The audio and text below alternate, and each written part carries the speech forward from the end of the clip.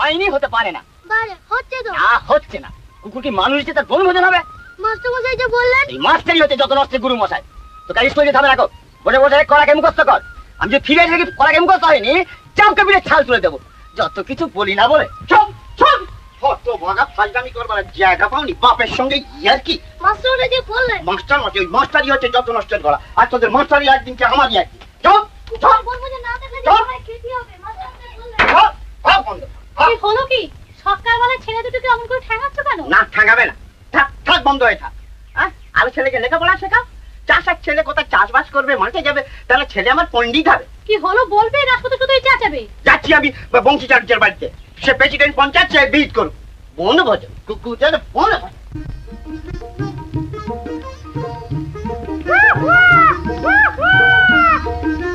এই যতীন, কত ধরে ডাল নেই, মাস্টারমশাইকে বলে দেবো।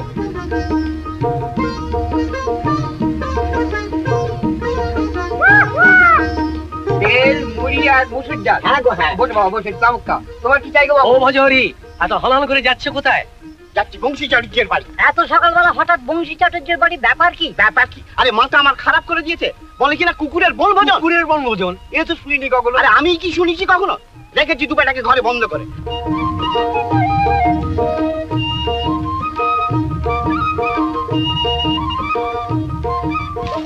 এই কত ছোট ছোট করে কথা বলছিস কেন? কুকুর কি মানুষ যে গুছিয়ে খাবে? ওদের জন্য বড় বড় করে বানানো হয়।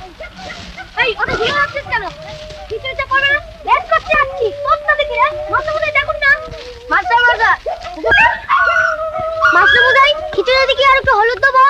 এক পোয়া হলুদ দিয়েছিস তো? দিয়েছি মাস্টারমশাই। হ্যাঁ, তা তো বটেই। একদিন তো অনেক সহ্য করা গেছে, কিন্তু কুকুরের বনভোজন? না না না, আমি আজ ইন্সপেক্টরকে একটা চিঠি লিখে দিচ্ছি। মাস্টারমশাই না গো, চাল সব সিদ্ধ হয়ে গেছে। গরম মশলা দিয়েছিস তো? মাস্টারমশাই, ব্যাস আর দেখতে হবে না, হয়ে গেছে। কিন্তু কখন দিলি? অনেকক্ষণ। বাটা মশলা ছিল না, সব গরম করে দিয়ে দিয়েছি। বলিস কি রে, তাহলে তো কথাই নেই। হ্যাঁ, এই কুকুর কি রে, আমারই তো খেতে ইচ্ছে করছে। নন্দ, এই নন্দ, এখনো খাওয়ার জায়গা করিস নি কেন রে? এখনই করে দিচ্ছি মাস্টার। শিগগির যা, দেরি করিস নি, বেলা যে দুপুর হয়ে গেল। যা যা। কুকুরের বনভোজন? হ্যাঁ গো হ্যাঁ, সেই পাগলা মাস্টারের বুদ্ধি। আমি ভাবলাম নিকি, হ্যাঁ তা গাছে তো আবার পাতা গজাবেই গো। চুপ করো, কলা পাতা কুড়ি কথা জানো? দেখাচ্ছি মজা, দাঁড়াও দেখাচ্ছি। কুকুরের বনভোজন, হ্যাঁ আমি শেষ করে দিয়ে আসছি, শেষ করে দিয়ে আসছি।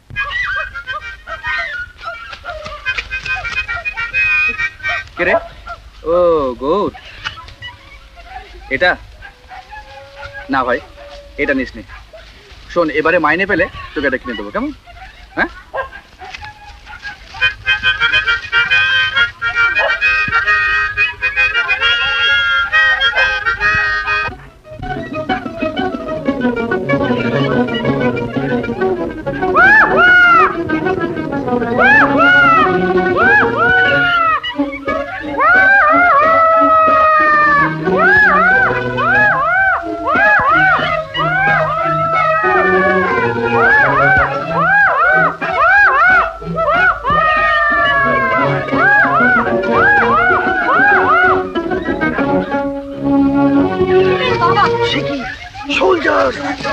রিট্রিট মানে হাওয়া হয়ে যাও। বিপিনের বাবা ভয়ানক বদমাইশ।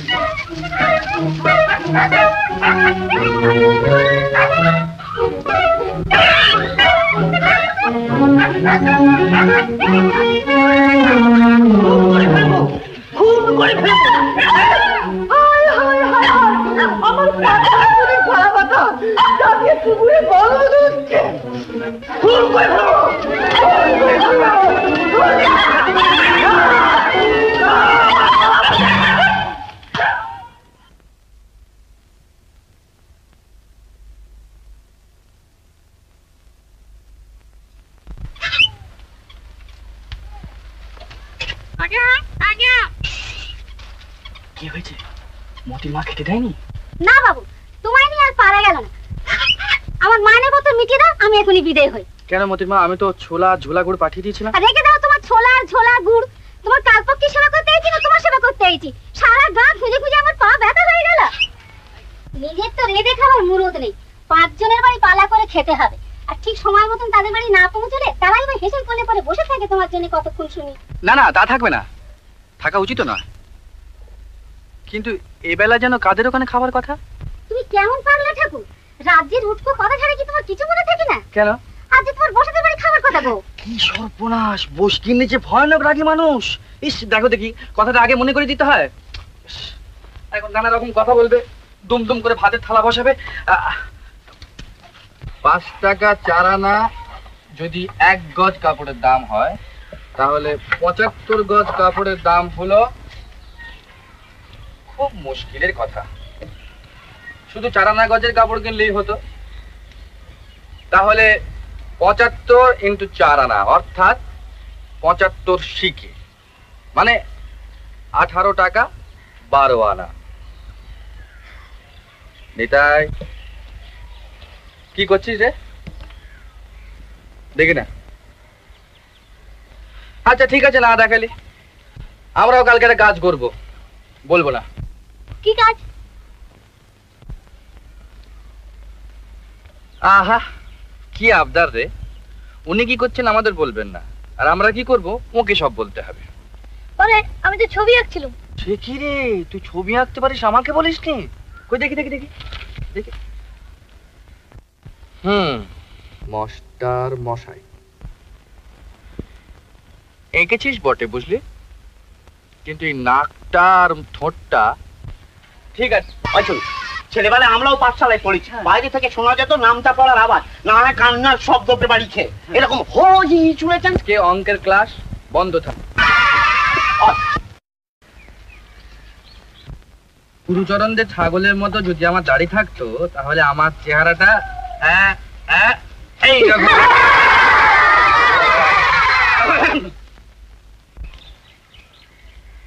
সোলজার্স, নিজে নিজে জায়গায় যাও।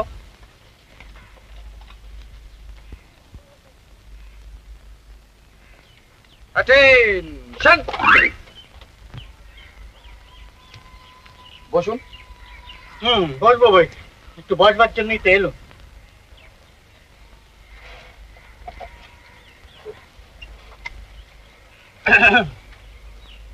কি কি পড়া হচ্ছিল সব? পড়া তো হয়নি, অঙ্ক করছিলাম, ভালো লাগলো না তাই ছবি আঁকছি। তো অঙ্ক কষতে ভালোই বা লাগলো না কেন? কি করে ভালো লাগবে? 5 টাকা চাটানা করে যদি 1 গজ কাপড়ের দাম হয় তাহলে 75 গজ কাপড়ের দাম কত?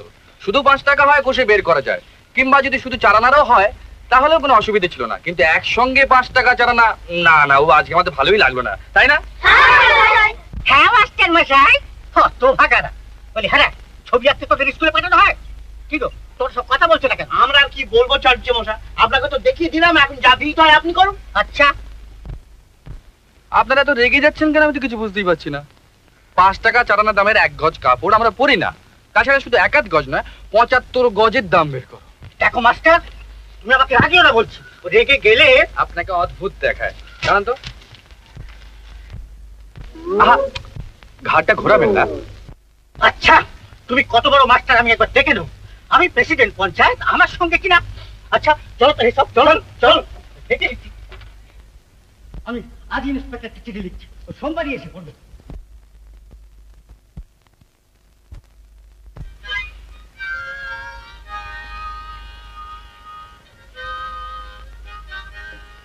আর কতক্ষণ রোদ্দুরে দাঁড়িয়ে থাকবো? হে ওই একটা দাঁড়িয়ে আসছে না? হ্যাঁ হ্যাঁ হ্যাঁ, আমি বলছি যে চিঠি লিখে দিয়েছি। হ্যাঁ ও ইন্সপেক্টর তো ছেলে মানুষ, দরকার হলে স্বয়ং এসডিও সাহেবকে পর্যন্ত চুকে আসতে হতো। এই যে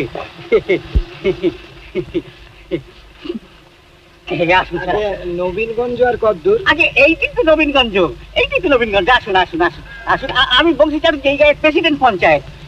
এখানে একটা স্কুলের, সেই স্কুলের জন্যই তো একটা চিঠি লিখে আপনাকে, বড় বিপদের মধ্যে আছি স্যার, একটা বদ্ধ পাগলকে নিয়ে। আসুন আসুন আসুন আসুন।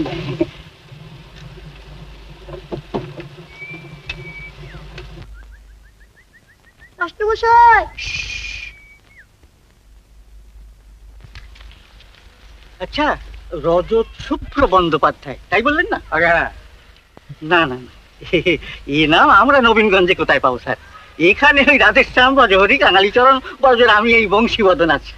এত আধুনিক নাম আমরা কোথায় পাবো? কিন্তু মাস্টারের নামটা? থামো তুমি, সব কথায় কথা বলতে এসো না। মাস্টার নাম মাস্টার না, হতে পারে হতে পারে, এ হয়তো ওই পাগলা মাস্টারেরই নাম। হ্যাঁ ঠিক ধরেছেন স্যার, আপনারা কাগজপত্র দেখে আসছেন, ঠিকই ধরেছেন। আসুন আসুন আসুন আসুন, ওই ডাব সন্দেশ সব ঠিক আছে তো? ঠিক আছে চল, যেমন আসুন আসুন। মাছ উঠেছে, মাছ উঠেছে, মাছ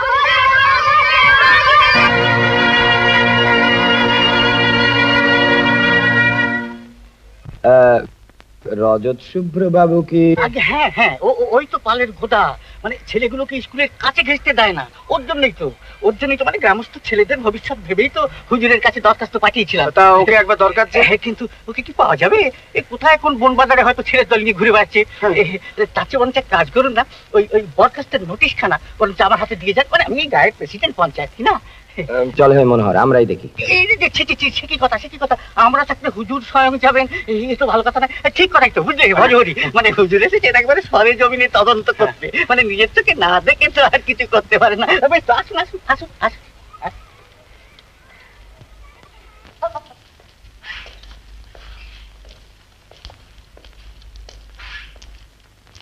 এই ইনি হলেন আমাদের স্কুলের মাস্টার।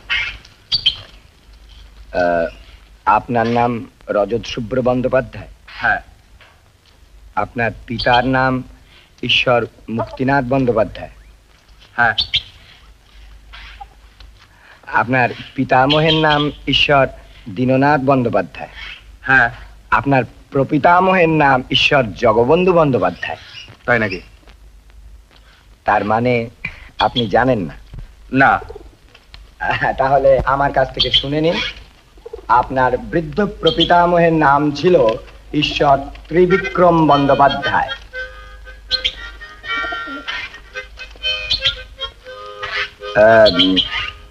আমার কথাটা শুনে নিয়ে বাজালে হতো না? জেনে লাভ কি, আমি অত নাম জানি না। জানি যে মানে, উনি যা জিজ্ঞেস করছেন তা জানতে হবে। এত কষ্ট করে উনি অমনি আসেননি, হ্যাঁ অনেক অনুরোধ করে তবে ওকে আনানো হয়েছে। সবটাতেই পাগলামি না?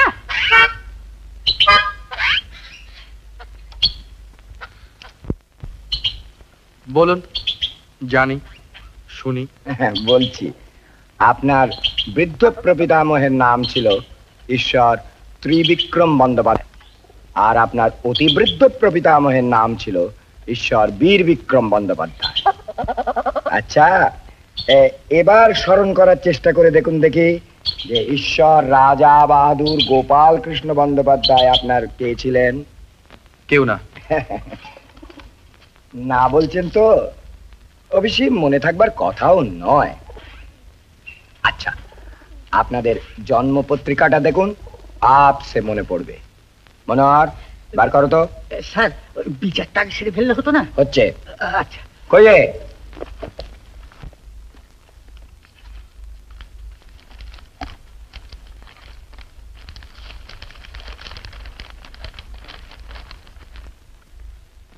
আপনার অতিবৃদ্ধ প্রপিতামহ এই বীর বিক্রমী বিবাহ করেন সুবর্ণপুরের রাজকুমারীকে। রাজার কোনো পুত্র সন্তান না থাকায় ঈশ্বর বীর বিক্রমী রাজা হন। আপনার বৃদ্ধ প্রপিতামহের একমাত্র পুত্র রাজা ঈশ্বর জগবন্ধু বন্দ্যোপাধ্যায়ের 3 পুত্র 1 কন্যা। জ্যেষ্ঠ ঈশ্বর রাজা গোপাল কৃষ্ণ, মধ্যম ঈশ্বর কুমার বাহাদুর নগেন্দ্রচন্দ্র নিঃসন্তান মৃত, ও কনিষ্ঠ আপনার পিতামহ ঈশ্বর দীননাথ। বাপের সঙ্গে মনোমালিন্য হওয়ায় আপনার পিতামহ সুবর্ণপুর পরিত্যাগ করে কলকাতায় এক সদাগরি অফিসে সামান্য চাকরি নেন। সেই থেকেই সুবর্ণপুরের সঙ্গে আপনাদের আর কোনো সম্পর্ক থাকে না। আপনার পিতা ঈশ্বর মুক্তিনাথ আপনার 2 বছর বয়সে মারা যাওয়ায় আপনাকে মামার বাড়িতে মানুষ হতে হয়। কাজেই বংশের ঐতিহ্যের কোনো খবর আপনি পাননি। আপনার জ্যেষ্ঠ পিতামহ ঈশ্বর রাজা গোপাল কৃষ্ণ সম্প্রতি পরলোক গমন করেছেন। তার একটি সন্তান ঈশ্বর কুমার বাহাদুর রাজকৃষ্ণ 12 বছর বয়সে মারা যান। কাজেই সুবর্ণপুরের বর্ধিত সম্পত্তির আপনি একমাত্র ন্যায়ত উত্তরাধিকারী। আপনার সম্পত্তির বার্ষিক আয় প্রায় 8 লক্ষ টাকা। কলকাতায় আপনার বাড়ি 18খানা, গাড়ি 10টা, ব্যাংকে মজুদ 77,67,797 টাকা 12 আনা। হ্যাঁ, বুকের মধ্যে কিরকম করছে। হুজুর, আমি আপনার এস্টেটের ম্যানেজার শ্রী যোগজীবন সরকার, আর এ হচ্ছে মনোহর নন্দী, আমার অ্যাসিস্ট্যান্ট, মানে আমার পিস্তুত ভাইয়ের আপন সম্বন্ধী। হুজুরকে তাহলে এখনই আমাদের সঙ্গে কলকাতায় যেতে হয় দখল নেবার জন্য। কি সর্বনাশ, মাস্টার হলো রাজা। যাই যাই, আমি সবাইকে খবর দিতে যাই। তাহলে আর দেরি করবেন না হুজুর। আমি যাব না। যাবেন না? ওরে যেতে অপরানে, তোদের মাস্টার যে চললো। কোথায়? কোথায় আবার? কলকাতায় বড় গাড়ি এসেছে তাকে নিয়ে যেতে। তোদের মাস্টার খুব বড় লোক হয়েছে। সত্যি? হ্যাঁ, চল সবাইকে খবর দিয়ে আসি। হুজুর, আপনার সম্পত্তি, আপনার টাকা, আপনি না গেলে। হুজুর, এই ভোলা, নিতাই শিগগির আয়, মাস্টারমশাই চলে যাচ্ছে। মাস্টারমশাই চলে যাচ্ছে। মানে জীবনে যদি কিছু চাওয়ার বা দেওয়ার থাকে তাহলে এ টাকা আপনাকে সাহায্য করবে, এই কথা ঠিক।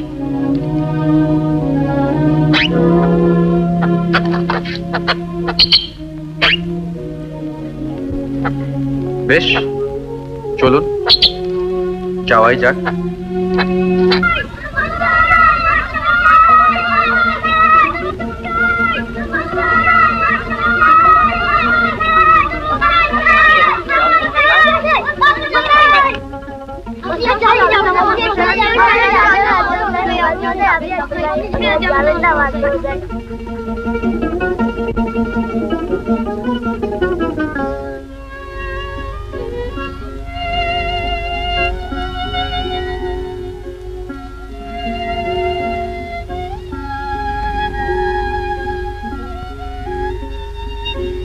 Order!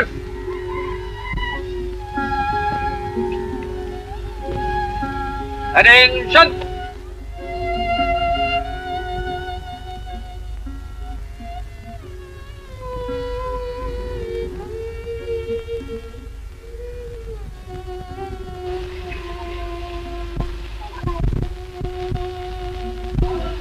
বললাম রে।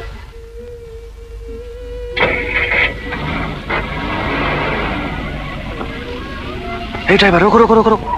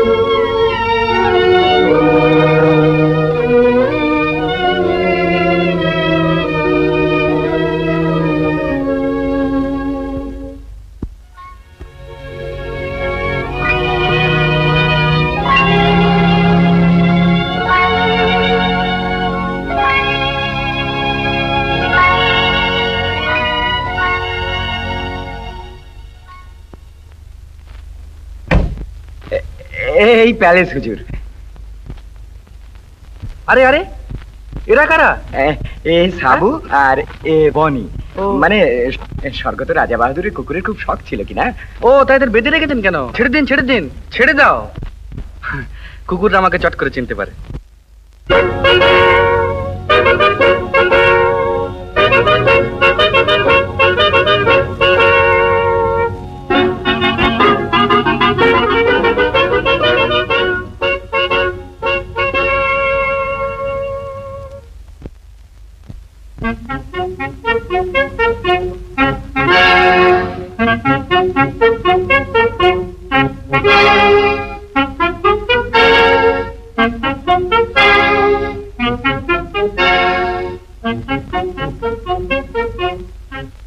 হুজুর, এবারে চলুন। কোথায়? আগে কর্মচারীদের সঙ্গে আলাপ পরিচয় করবেন একটু। ও চলুন।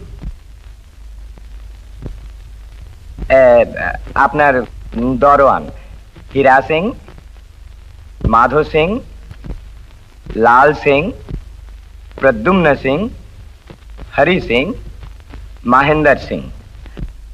আপনার ওরা ছুটিতে 6 জন আছে। আপনার ড্রাইভার বীর বাহাদুর, ইসমাইল, গণেশ প্রসাদ ছুটিতে 3 জন। আপনার মালি পুরুষোত্তম, নারায়ণ, রাধানাথ, হরে কৃষ্ণ। আপনার খাস খানসামা রামজীবন। ম্যানেজার বাবু, আগে এই এত লোক কেন? আগে বেশি লোক রাখা এ বাড়ির ঐতিহ্য। ঐতিহ্য? আগে হ্যাঁ। ও হ্যাঁ, ঐতিহ্য ঐতিহ্য, তাও তো বটে। তা বলছিলাম কি যে পরে আলাপ করলে হতো না? মানে এত লোকের সঙ্গে আলাপ করতে গেলে তো সন্ধে হয়ে যাবে। ঠিক আছে হুজুর, ঠিক আছে, আপনি এসব নয় পরেই করবেন। তবে নতুন মনি, ওরাও তো প্রণাম করতে চায়। ও ও তাহলে চলুন। হ্যাঁ আগে হ্যাঁ, ইয়ে আপনার মেজো খানসামা হরিচরণ। এই হচ্ছে হুজুর আপনার রিসেপশন রুম। এই পাশে ডাইনিং রুম, ড্রেসিং রুম, আপনার ড্রয়িং রুম। আর এ পাশে তোষাখানা, খাজাঞ্চিখানা, বৈঠকখানা এইসব রয়েছে। আর এই ঘরটা পেরুলেই আপনার উপরে উঠবার সিঁড়ি।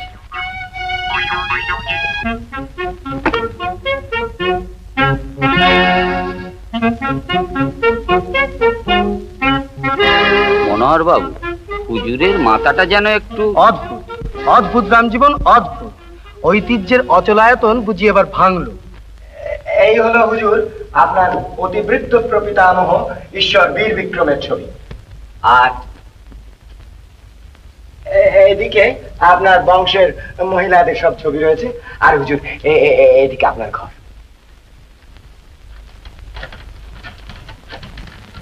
ম্যানেজার বাবু, আগে আচ্ছা একটা ঘরে একটা লোকের জন্য 2টো খাট কেন? আগে বাতের জন্য। বাত? আগে হ্যাঁ, বাত হলে নতুন নরম খাট, আর বাত না হলে ওই পুরনো শক্ত খাট। ও আচ্ছা আচ্ছা। ম্যানেজার বাবু, আগে এটা কি? এটা হুজুর কলিং বেলের বোর্ড।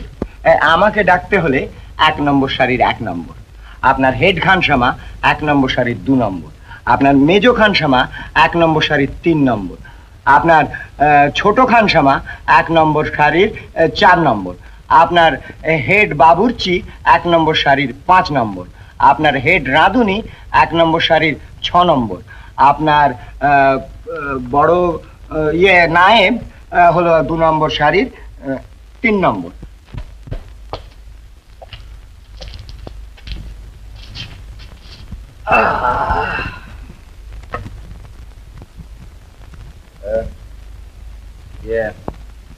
মনোহর, মনোহর,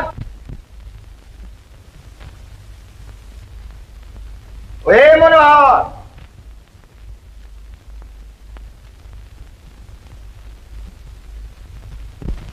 এই যে এসো এসো এসো। একদম গাইয়া, আমাকে ছেড়ে এক পাও চলতে পারবে না।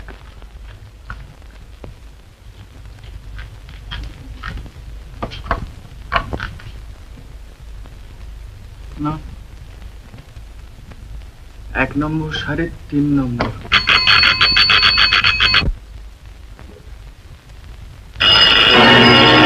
নম্বর সারি 7 নম্বর, 6 নম্বর, 4 নম্বর সারি 5 নম্বর,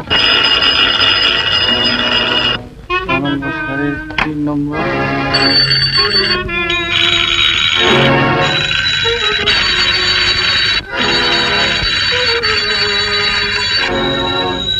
2 নম্বর সারি 4 নম্বর, 1 নম্বর।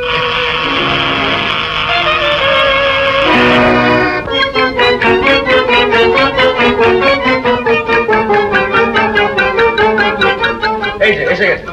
এসো এসো, ভিতরে এসো, সবাই ভিতরে এসো।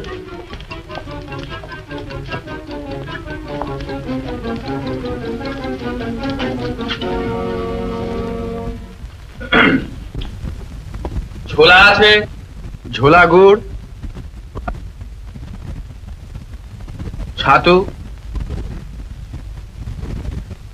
আদা,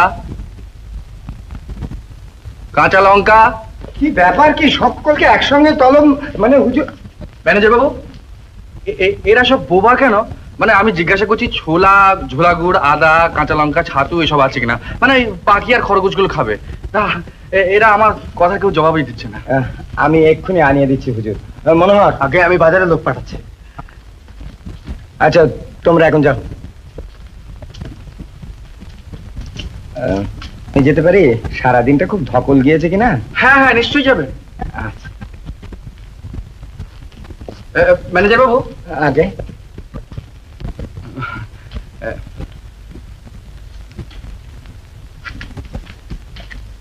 এটা আর একবার বলে দিন না। 1 নম্বর সারির 1 নম্বর আমি, 1 নম্বর আপনি, 1 নম্বর সারির 2 নম্বর খাস খানসামা, 2 নম্বর খাস খানসামা, 1 নম্বর সারির 3 নম্বর মেজো খানসামা, 3 নম্বর মেজো খানসামা, 1 নম্বর সারির 4 নম্বর ছোট খানসামা, 4 নম্বর ছোট খানসামা। ওই মনোহর, এদিকে এসো বাপু।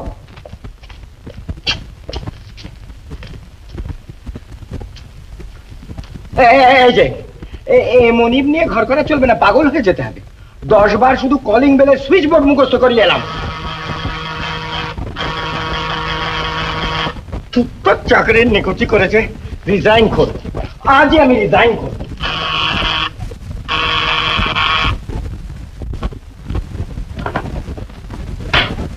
আপনার সামনে বসুন।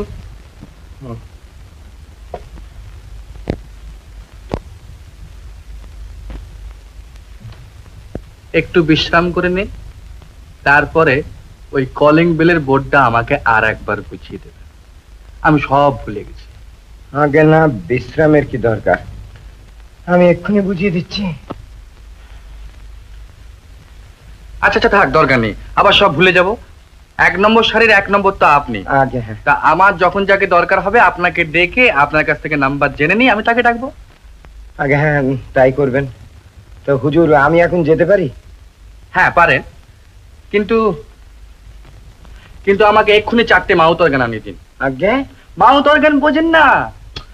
ওই যে লোকে বাজায়, দেখেননি? আমি বাজাই। রোজ রাত্রে শোবার আগে 1 ঘন্টা করে না বাজালে আমার ঘুম আসে না। আর ঘুম যদি না আসে, আমি 1 নম্বর শাড়ির 1 নম্বর বেল টিপবো, আপনি আসবেন, আপনার সঙ্গে গল্প করব। তারপর ঠিক যখন ঘুমটি আসবে আপনি উঠে চলে যাবেন।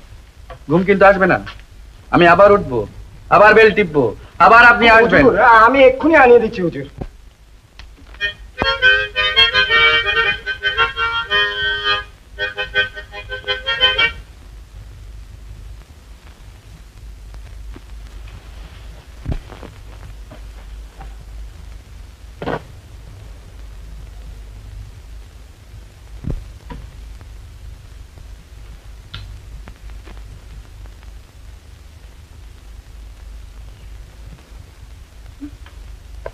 ও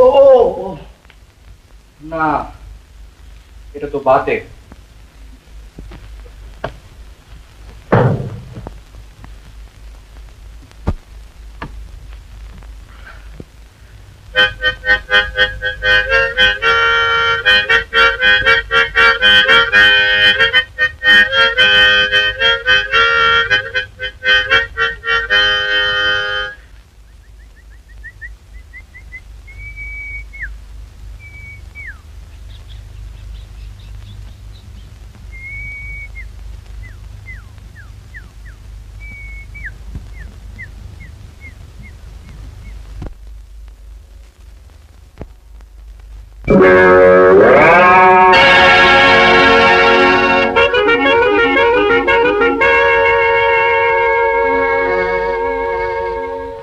মনোহর বাবু, শুনুন শুনুন। বাবু নয়, মহার। আমি আপনারই আসতে তো দাদা। বেশ বেশ, তাই হলো। কিন্তু এদিকে যে মহা ফুল ছেড়েছেন বুঝি? হ্যাঁ, আর যেই না ফুল ছেঁড়া, বাগানের চারপাশ থেকে আলাদিনের দৈত্যের মতো 5-7টা মালি উঠে দাঁড়িয়ে আমার দিকে এমন করে তাকিয়ে রইলো যে আমি পালিয়ে আসতে পথ পাইনি। আচ্ছা মনোহর, কেন বলো তো? গত 30-40 বছরের মধ্যে এই বাগানের ফুল কেউ কখনো ছেড়েনি। ও, ফুল ছেড়েনি বুঝি? না, আগেকার রাজা বাহাদুর পছন্দ করতেন না। কেউ ফুল ছিঁড়লে তাকে চাবুক মারা হতো। চাবুক? মনোহর, আমি আর ফুল ছিঁড়বো না। বাগানের ওদিকটা দেখেছেন? না। আচ্ছা মনোহর, ওদিকটাও তো সেই ফুলের বাগান? না, ওটা ফলের। চলুন না, দেখে আসবেন। চলো।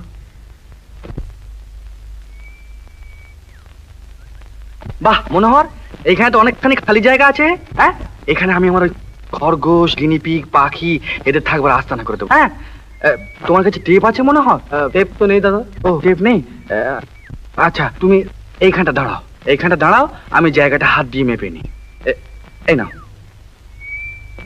1, 2, 3।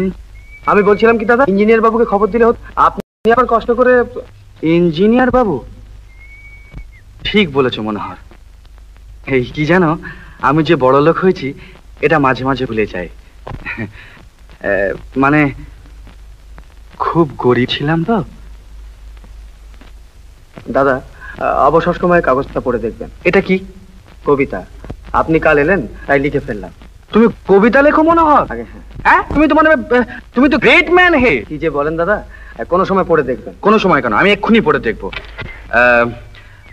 রাতের আকাশ ভেদ করে যেমন তরুণ সূর্যের আলো, তুমি এলে, তুমি দেখলে, তুমি করলে।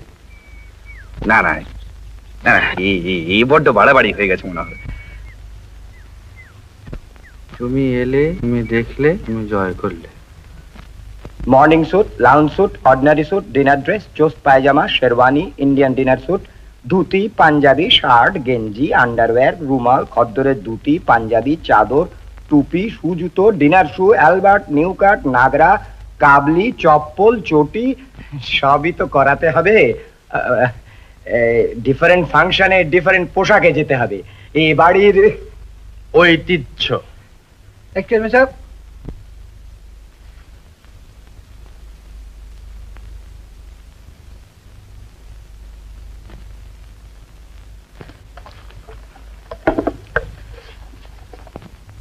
অর্ডারি মালগুলো আমরা 3 দিন বাদেই দেব রাজা বাহাদুর। আচ্ছা, তাই দেবেন। ম্যানেজার বাবু, হুজুর,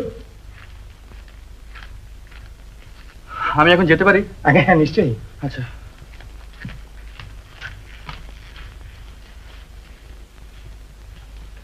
আমার 20% রেখে দাম ধরো, বুঝলে?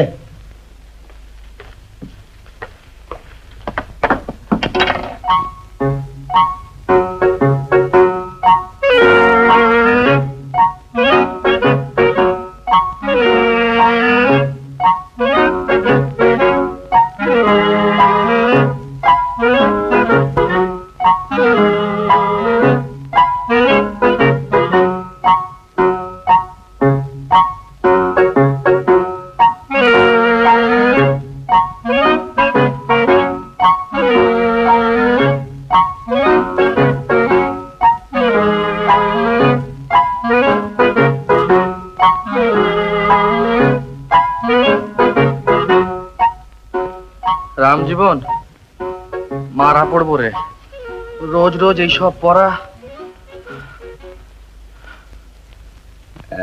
তাহলে হুজুর, ছোটই বড়ই মিলিয়ে আমাদের 30টা ফ্ল্যাট হচ্ছে। খরচা অবশ্যই প্রায় 4 লাখ টাকার মতন পড়বে। অবশ্যই আমরা সেলামি বাবদ গোড়াতি 75,000 টাকা আদায় করে নিচ্ছি। আর ভাড়া সে ধরুন মাসিক আমরা প্রায় 5,000 টাকা পাবো। বেশ বড় ব্যাপার করছেন তাহলে। আগে সেই রকমই ইচ্ছে আছে, তবে দখল পেতে আমাদের খুব বেগ পেতে হয়েছিল। কেন? আগে হলেন গোড়াতে ওটা একটা বস্তি ছিল, অনেক মামলা করে তারপরে তাদের তো উচ্ছেদ করলাম, কিন্তু তারপরে পাড়ার ছোঁড়ারা এসে ওখানে খেলাধুলা আরম্ভ করে দিল। তাই নাকি? আগে কিছুতেই সে দখল দেবে না। তবে আমিও যোগজীবন সরকার হুজুর, মানে অল্পে কি ছাড়বো, 30 বছর ধরে এই কাজ করছি, ম্যানেজারি করে চুল পাকিয়ে ফেললাম। আমার সঙ্গে চাঁদা কি 2-4 ছোঁড়াকে কিছু টাকা খাইয়ে দিলাম ক্লাবটাকে ভেঙে। আচ্ছা ম্যানেজার বাবু, আগে একখানা বাড়ি করতে ইঞ্জিনিয়ারকে আমাদের কত টাকা দিতে হবে? আগে তা 5,000। 5 আনা বাড়ি করি, 10 × 5 50,000। হুজুর, করবেন নাকি 10খানা বাড়ি? হ্যাঁ, আগে 10খানা বাড়ি করতাম, করবার ইচ্ছেও ছিল, কিন্তু ইঞ্জিনিয়ার কত টাকা দিতে হবে? থাকবে, ও একখানাও করবো না। একখানাও করবেন না? আপনি বরং এক কাজ করুন, আপনি কিছু টাকা দিয়ে ওই ক্লাবটাকে আবার জোড়া লাগিয়ে দিন। আর বাড়ি যখন করছি না। কিন্তু হুজুর, ও মনে পড়ে গেছে, মনোহর সম্বন্ধে একটা কথা আমাকে ভাবতে হবে, আমি এক্ষুনি বেরিয়ে।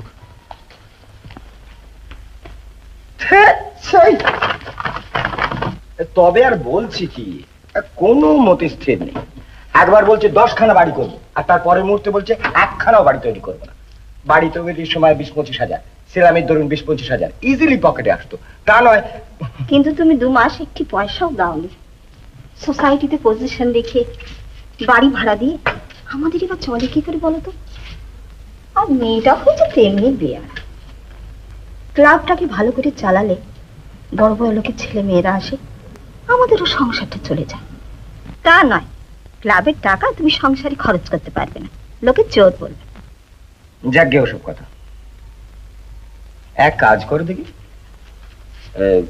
তোমাদের ক্লাবের একটা ফাংশন করো, আর তাতে আমার ওই রাজা বাহাদুরকে স্পেশাল গেস্ট করে ইনভাইট করো।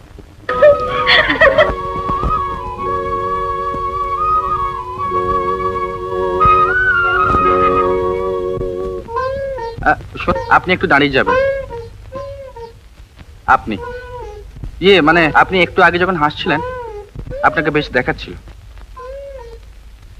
আপনাকে রাগলেও বেশ দেখায়, মানে একটা কেজ করে নিতা। অসভ্য।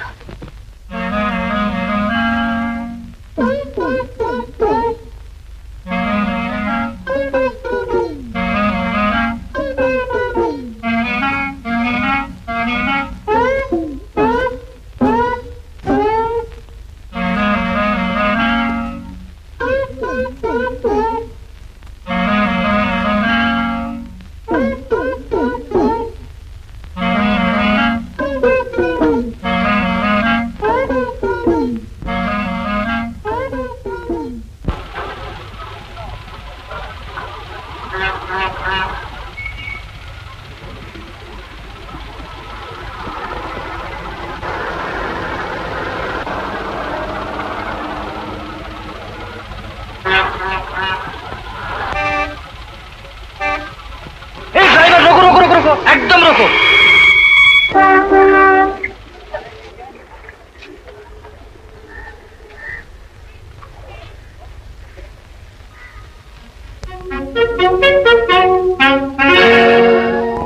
মনোহর,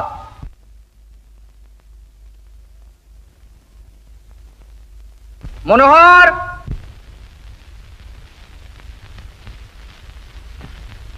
মনোহর, মনোহর কোথায়? মনোহর, এই যে দাদা, এই যে মনোহর, তুমি যখন খুশি কবিতা লিখতে পারো। খুশির কারণ জানলে পারি। তাহলে লেখো, লেখো সারাদিন মেঘলা, হ্যাঁ, যখন আশা করছো না ঠিক সেই সময় একটু চিরালো, ভীষণ গুমোট, হঠাৎ দমকা হাওয়া, মানে ওই ওই ওই বাদরের খাঁচার সামনে একটা অদ্ভুত সুন্দর মুখ। বুঝেছি। হ্যাঁ, বুঝতে পেরেছো? লেখো তাহলে। কিন্তু দাদা, আমাদের ভাবি রানী সাহেব নাম ঠিকানা চাই তো। কেন কেন মনে হয় নাম ঠিকানা কি হবে? আগে নামে কবিতা মেলানোর সুবিধা হয়, আর ঠিকানা না জানলে আপনি পৌঁছবেন কি করে? ইস, বড্ড ভুল হয়ে গেছে তো, নাম ঠিকানা তো জানা হয়নি। তাহলে তুমি লেখো মনোহর, লিখতে লিখতে তো নাম ঠিকানা জেনে ফেলতে পারি। হ্যাঁ, লেখো। হ্যাঁ, বিজন মাঠে দাঁড়িয়েছিলেন, দৃষ্টি দিশাহারা, আধার আকাশ উজ্জ্বল করে ফুটলে সন্ধ্যা তারা। বাহ, ফুটলে সন্ধ্যা তারা।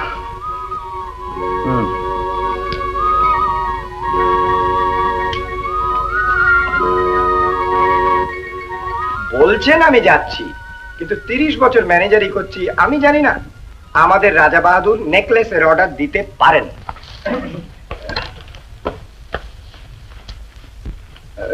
হুজুর, নেকলেসটা নিয়ে ওকে 5200 টাকার একটা চেক দিয়ে দিন। আপনি হঠাৎ? এই সহজ কথাটা আপনার মতো একজন অভিজ্ঞ ম্যানেজারকে বোঝাতে হচ্ছে বলে বড় ব্যথা পেলাম।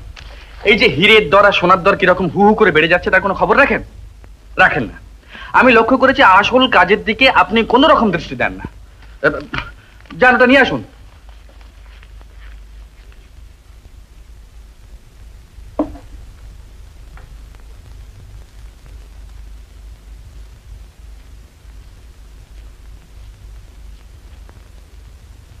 হুজুর, কি ব্যাপার, কিছু বলবেন বলে মনে হচ্ছে? আগে হ্যাঁ, আজ সকালে আপনার সঙ্গে দেখা করতে মিলনী সংঘ থেকে মিসেস ঘোষ এসেছিলেন। কে এসেছিলেন? মিসেস ঘোষ সম্ভ্রান্ত ঘরের ছেলেমেয়েরা ওদের সঙ্গে যাতায়াত করেন। আমাদের স্বর্গত রাজা বাহাদুরও ওদের সঙ্গের পৃষ্ঠপোষক ছিলেন। ও, ছিলেন? তা আমাকেও কি এদের পৃষ্ঠদেশে পোষকতা করতে হবে? আগে না, সেরকম কিছু নয়, এরা ঘরোয়া পরিবেশে আপনাকে একটু আপ্যায়ন করতে চান। আমাকে? ওরে সর্বনাশ, সেখানে কি আমি কি করব? কিছু না, আলাপ পরিচয় করবেন, কিছু বাণী দেবেন, আর চলে আসার সময় সামান্য কিছু দান করে আসবেন। কতটা সামান্য? এই 1000-5 তার কমে কি আর দেওয়া যায়? 1000 হোক, এ বাড়ির যে ঐতিহ্য। আগে হ্যাঁ, বুঝতে পেরেছি। ঠিক আছে, আমি যাবো এখন।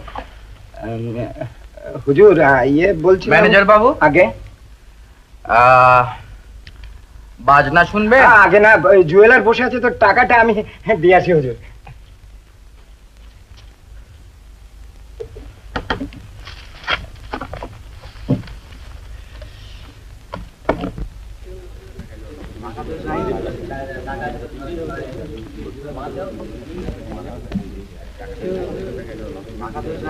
কই এসো।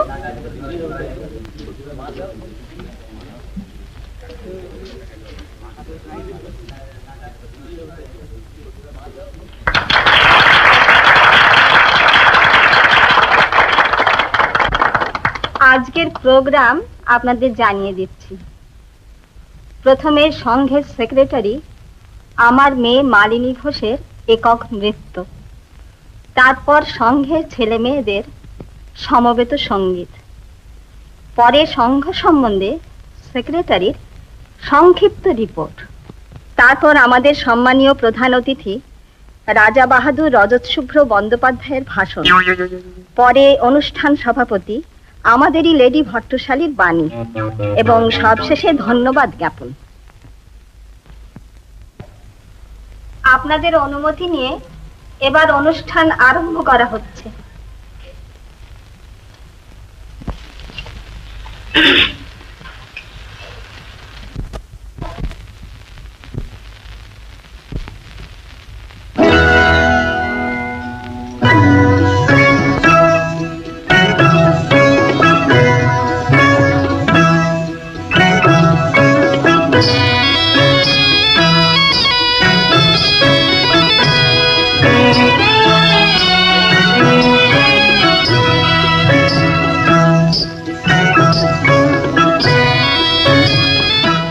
হলো রাজা বাহাদুর? মানে বড্ড ছাড় পোকা। তোমার সে কি করছে? ছাড় পোকা?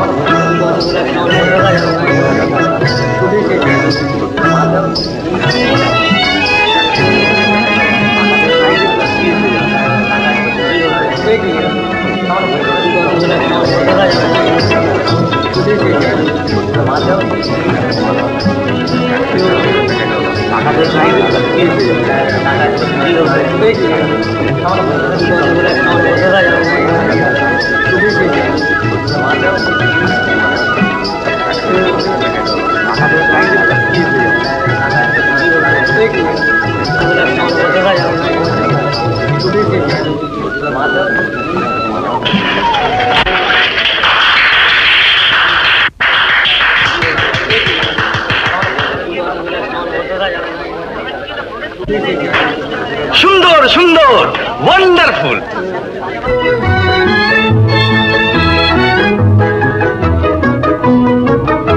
এই শুভ লগনে আগে পান হইল যে দারে, পার হয়ে কত পথ ভাঙল যে তারি রথ, অন্তর ভেসে বলে চিনি তারে। এই শুভ লগনে আগে পান হইল যে দারে, পার হয়ে কত পথ ভাঙল যে তারি রথ, অন্তর ভেসে বলে চিনি তারে।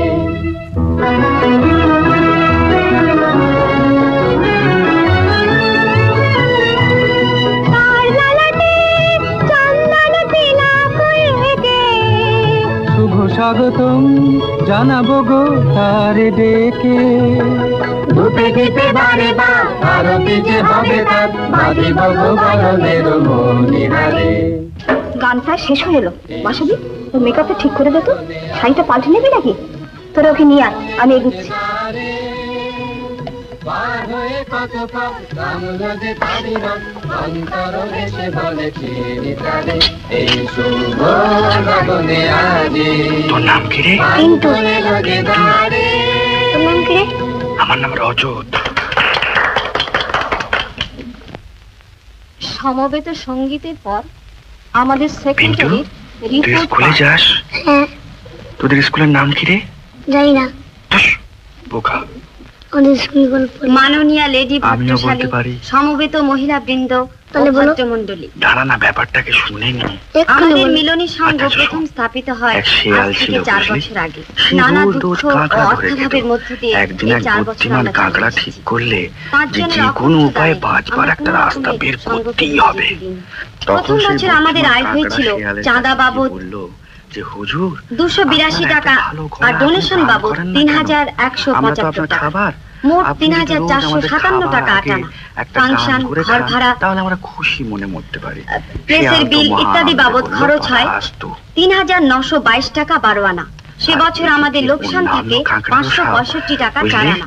সে একটা ফাটা দ্বিতীয় বাঁশের বছর আমরা মধ্যে করেছিলাম একটা ভালো, গোঁজ লাগিয়ে দেনা রেখে শোধ দিয়েছে। করার চেষ্টাও করেছি। শিয়াল তো সন্ধ্যাবেলায় কিন্তু এসে বছরের শেষে দুটো মহা বড় আনন্দে ফাংশন সেই করে ফাটা বাঁশের আমাদের মধ্যে আরো প্রায় ল্যাস্টিক 2000 গলিয়ে টাকা দিয়ে দেনা গান হয়ে শুরু পড়ে। করে দিয়েছে।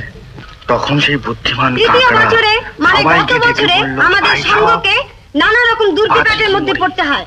সবাই মিলে একবার চেষ্টা করি। প্রথমে আমাদের সঙ্গে যদি কোনো রকমে একবার গোঁজটা সরানো যায় তাহলে আর দেখতে হবে না। হয়নি। তারপর যে শিয়াল আমাদের এতকালে আমাদের নববর্ষ সম্মেলনে অনেককে টিকিটের টাকা তাকে ফেরত দিতে পৃথিবী হয়। থেকে দূর করে দিতেই হবে। সেই একই ব্যাপারে আমাদের প্রায় আমাদের গায়ে জোর নেই বটে, কিন্তু আমাদের বউ প্রায় জামাই মিলে 60 একসঙ্গে হাত লাগিয়েছে তো। তাই গত বছরেও আমাদের ক্ষতির পরিমাণ প্রায় 2000 টাকা।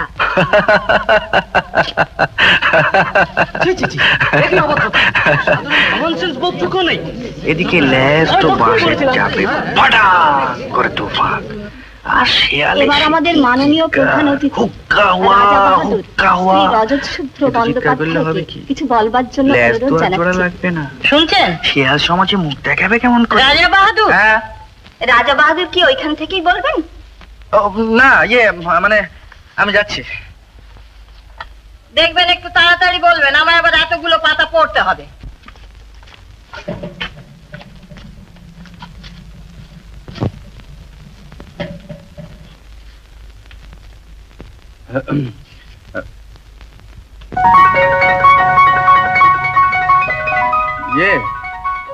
মানে আমার ওই ম্যানেজার বাবু বলছিলেন যে এই এই এই এই ক্লাবকে 5000 টাকা ডোনেশন দেওয়ার জন্য। তা দেবার ইচ্ছেও যে একেবারে ছিল না তা নয়, তবে ওই ক্লাবের সম্পাদিকা, হ্যাঁ, ক্লাবের সম্পাদিকা যা রিপোর্ট পড়লেন তাতে আমি একটু ভাবনায় পড়ে গিয়েছি। হ্যাঁ, কারণ উনি বলছেন যে প্রতি বছরই লোকসান, আর তার অঙ্ক প্রায় 5000 টাকা, তাই তো? আচ্ছা ধরুন 5000 টাকা আমি না হয় দিলাম, কিন্তু সে টাকা তো আপনাদের ক্লাবের দেনা শোধ করতেই বেরিয়ে যাবে। তারপর আবার দেনা শুরু হবে। প্রথম বছরে ধরুন 500-600, দ্বিতীয় বছরে 2000, তৃতীয় বছরে আরো 2000, চতুর্থ বছরে কি দেখা যাবে যে এই 5000 টাকার দেনা শোধ করবার জন্য আমার মতো একটি রাজা বাহাদুরের আবার প্রয়োজন হয়েছে। ইনসাল্টিং, সামান্য ভদ্র জায়গা না। কিন্তু আমার জিজ্ঞাসা হচ্ছে যে ওই চতুর্থ বছরে গিয়ে ঠিক আমার মতো একটি রাজা বাহাদুর পাওয়া যাবে কি? ডোনেশন আপনি নাই দেবেন, কিন্তু আমাদের সঙ্গকে ইনসাল্ট করবার কোনো অধিকার আপনার নেই। মালিনী দেবীর নাচ কিন্তু আমার খুব ভালো লেগেছে। 5000 টাকা কিন্তু আমাদের সভা আজ এইখানেই ভঙ্গ হলো। 500 টাকা ডোনেশন নিলে বললে ভাষণ দিতে হবে। আমি এতগুলো পাতা লিখে নিয়ে এলাম, ডেকে এনে অপমান। এ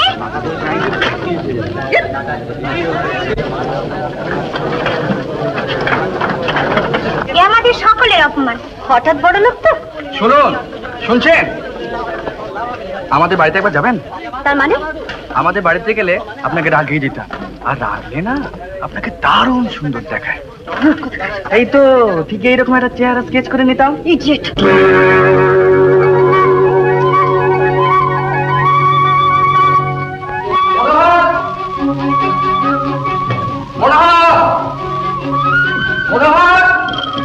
এই শিগগির মনোহর কেনা।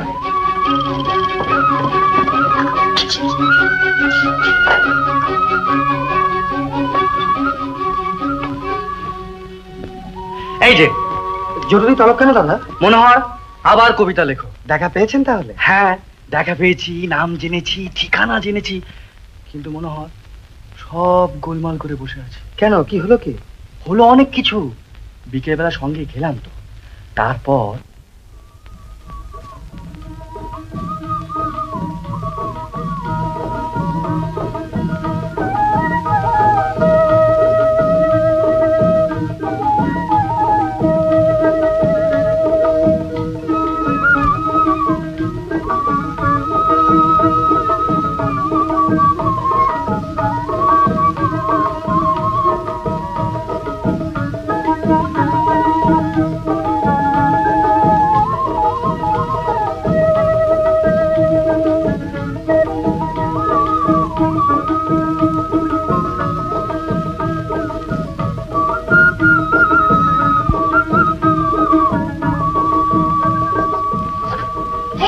কেউ নেই, চলে আয়।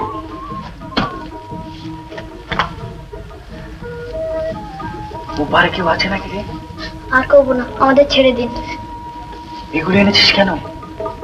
ও ফুল চুরি করবে বুঝি? হ্যাঁ, আজ সরস্বতী পুজো কিনা, বাবার মালিদের কাছে চাইতে গেলে ওরা তাড়া করে। তাড়া করে কি? চাবুক মারার হুকুম আছে। এগুলো আমাকে দে, আমি ফুল চুরি করে এনে দিচ্ছি। তোরা এখানে চুপটি করে বসে। তুমি ধরিয়ে দেবে না তো? ধুত, একটু কথা না, বসে। না না পুরুষোত্তম, এই গাছগুলোতে কোনো মার্জনা নেই। বাগানের একটা পাশ এবারে নির্মূল করে দিয়েছে। আপনি বিশ্বাস করুন ম্যানেজার। আরে বিশ্বাস করবার এর মধ্যে কি আছে? বিশ্বাস করবার কি আছে? তোমরা সবাই আছো এর মধ্যে। দরন ধরে আমি দেখছি সমস্তগুলো বেঁচে মেরে দিয়েছি। রামজীবন। আজ্ঞা। হুজুর কি করছেন? হুজুর যোগ বিয়োগ করছে। কি করছেন? আগে যোগ বিয়োগ, রোজ সকালে 1 ঘন্টা করে হুজুর যোগ বিয়োগ করেন। দেখ রামজীবন, ইয়ার কি করিস না, ইয়ার কি করিস না, বুঝলি? এই নতুন রাজা বাহাদুর আসার পর থেকে তোদের বার বড্ড বেড়ে গিয়েছে। হুজুর কি করছি, খোকা যে 1 ঘন্টা ধরে অঙ্ক কষবেন। আসো।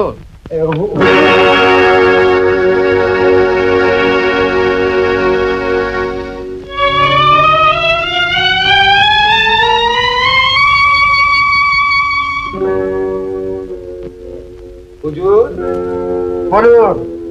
হুজুর কয়েকটা কথা বলবার ছিল। সকালবেলা বাগানে গিয়ে দেখি যে এক ধার থেকে সমস্ত ফুল কারা চুরি করে নিয়ে গিয়েছে। হ্যাঁ আগে হ্যাঁ।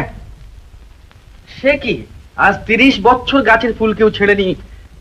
চাবুক রেডি আছে? আগে চাবুক, যে ফুল ছেড়ে তাকে তো টাকাতে হয়। আগে বিয়ে না না, আমি কিছুতেই সহ্য করবো না। ঠাকুরদা ঠিক শাস্তির ব্যবস্থা করে দিয়েছিলেন। চাবুক কই? চাবুক আগে কে ফুল ছিঁড়েছে না জেনে চাবুক, মানে চাবুকটা মারবেন কাকে? ও তাও তো বটে। আমি বলি কি হুজুর, ফুলের দাম দরওয়ান আর মালিদের মাইনে থেকে কেটে নেওয়া হোক। অত হিসেব কষবে কে? না না, চোর চাই আর তার শাস্তি চাবুক। কিন্তু আমার যে একটা কথা ছিল হুজুর। আজ আর কোনো কথা নয়, খালি ফুল চোর আর চাবুক।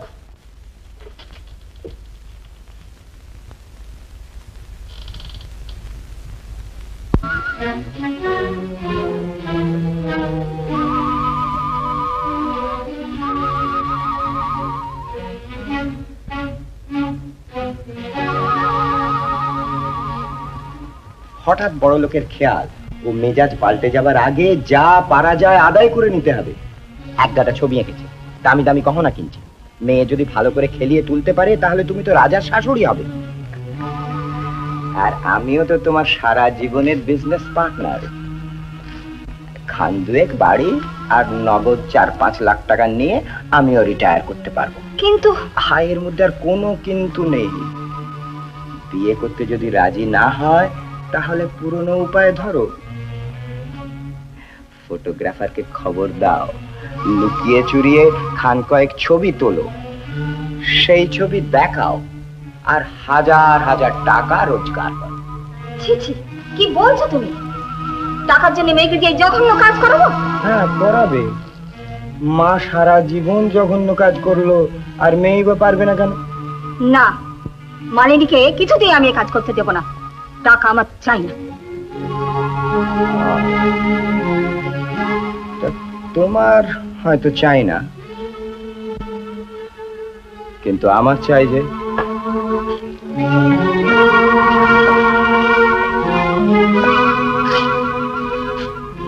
দেখো করুণা, ছেলে মানুষ করো না।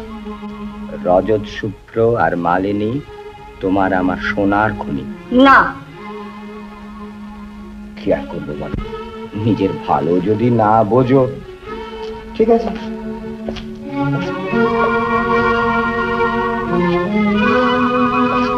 ও হ্যাঁ করুণা, কুমার চন্দ্রভূষণকে তোমার মনে পড়ে? লোকটাকে নিয়ে ভারী মজা করা গিয়েছিল না? 10,000 টাকা তো দিলই, তারপরে বাবাকে বলে দেবেন না বলে তোমার পা জড়িয়ে ধরে সে কি কান্না। তুমি তখন সুন্দর।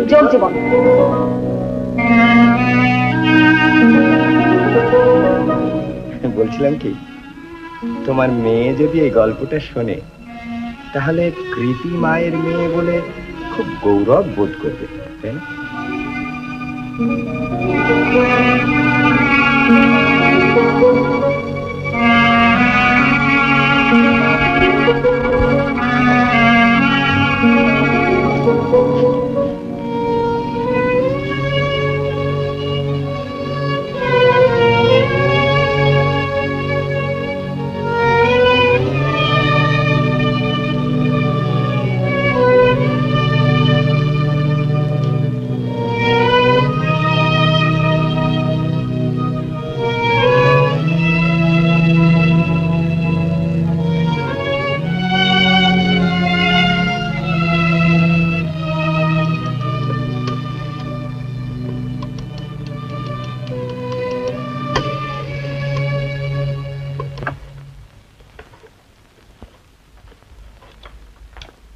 হুজুর হুজুর আপনার টেলিফোন হুজুর।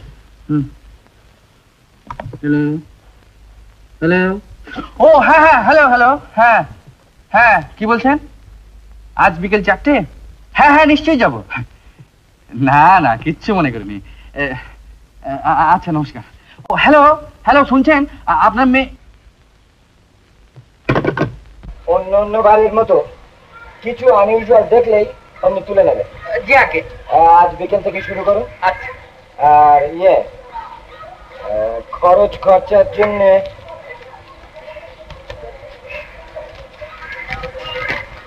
রাখুন। আচ্ছা নমস্কার। নমস্কার। তাই বলছিলাম তোকে, না না ওই অসভ্য লোকটার সামনে আমি যেতে পারবো না। আরে এইবার কিরকম কথা, আমাদের সঙ্গে ডোনেশনের টাকা নিয়ে তুমি তোমার সংসারে খরচা করবে? বারে, আমি কি এমনি খরচ করছি? ধার নিচ্ছি তাই তো নয়। আর তাছাড়া সংঘের জন্য আমিও তো কম খরচ করি না। বাড়ি ভাড়া, ইলেকট্রিক, চা, বিস্কিট, ওসব কথা যাক। সেদিন রাজা বাহাদুরের ওপর আমাদের ব্যবহারটা মোটেই ভালো হয়নি। কেন? সে যদি অভদ্র হয় তাহলে তা হোক। তিনি গ্রামের লোক, হয়তো আদব কায়দা ঠিক জানেন না, কিন্তু আমরা তো হোস্ট, হোস্ট বলে সব অপমান সহ্য করতে হবে? আপস্টার্ট, হঠাৎ বড় লোক, অভদ্র, তা হলো। লক্ষ্মী মেয়ে, অমত করিসনি। দুটো ভদ্রতার কথা বলবি, মিষ্টি মুখে ক্ষমা চেয়ে নিবি, 1 কাপ চা দিবি, বাস। আমাদের দিক থেকে আর কোনো ত্রুটি থাকবে না। অনেক জিনিস ভালো না লাগলেও করতে হয়। আমি তাকে টেলিফোনে নেমন্তন্ন করেছি, তিনি 4টের সময় আসছে। ম্যাম সাহেব, রজত বাবু এসেছেন।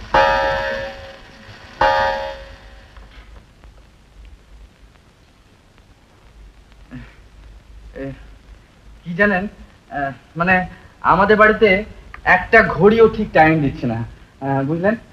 তার উপর কলকাতা শহর তো, রাস্তাঘাট আমি ঠিক চিনি না। সেদিন রাত্রিবেলা এসেছিলাম, ভাবলাম যে বাড়ি খুঁজতে যদি আবার ঘন্টা 2-3 দেরি হয়ে যায়। এই আকাশটা দেখুন না কিরকম মেঘলা হয়ে রয়েছে, কত বেলা হয়েছে কিচ্ছু বুঝবার উপায় নেই। তাই ভাবলাম যে একটু সকাল সকালই বেরিয়ে পড়ি। তা বেশ করেছেন। আপনাদের খুব অসুবিধে ফেলে দিলাম না? না না, অসুবিধে কি? আপনি আপনি কুণ্ঠিত হচ্ছেন কেন? আপনি বসুন, আমি মালিনীকে ডেকে নিয়ে আসছি। সেদিন থেকে সে একেবারে লজ্জায় মরে যাচ্ছে।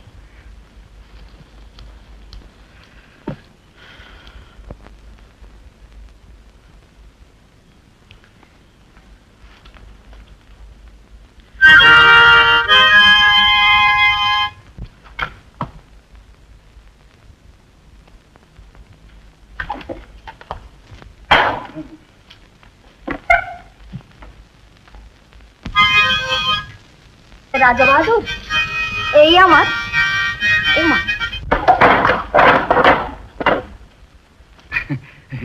বাজাই।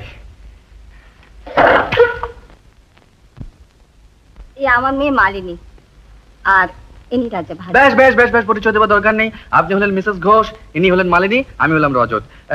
চা কই? আপনার একটু কথাবার্তা বলুন, আমি এখন ব্যবস্থা করছি।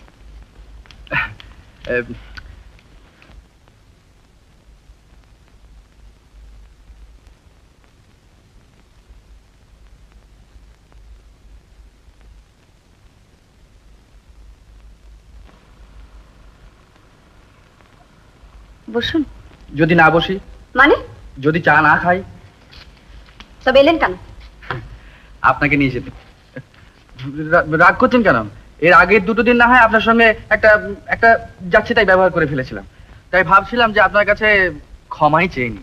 কিন্তু এই চেয়ার টেবিল, আলমারি, কাগজপত্র, তারপরে মিসেস ঘোষ, এদের সামনে ক্ষমা চাইতে কিরকম লজ্জা লাগে না? তাই বলছিলাম নাইবা বসলাম, নাইবা চা খেলাম। এরকম সুন্দর ওয়েদার, তারপর ক্ষমা টমা চাওয়া, চলুন না বেরিয়ে আসি। কিন্তু চা বাইরে গিয়ে খেয়ে নেবো। না না, আপনি ভয় পাবেন না, সেদিনকার চটটা এখনো ভুলিনি। আচ্ছা, আপনি সেদিন খুব জোরে মেরেছিলেন না? ছি ছি, বেশ চলুন। কিন্তু মা? উনি এখানে এসে আমাদের দেখতে না পেলেই বুঝতে পারবেন আমরা চলে গেছি। চল, কই আসুন।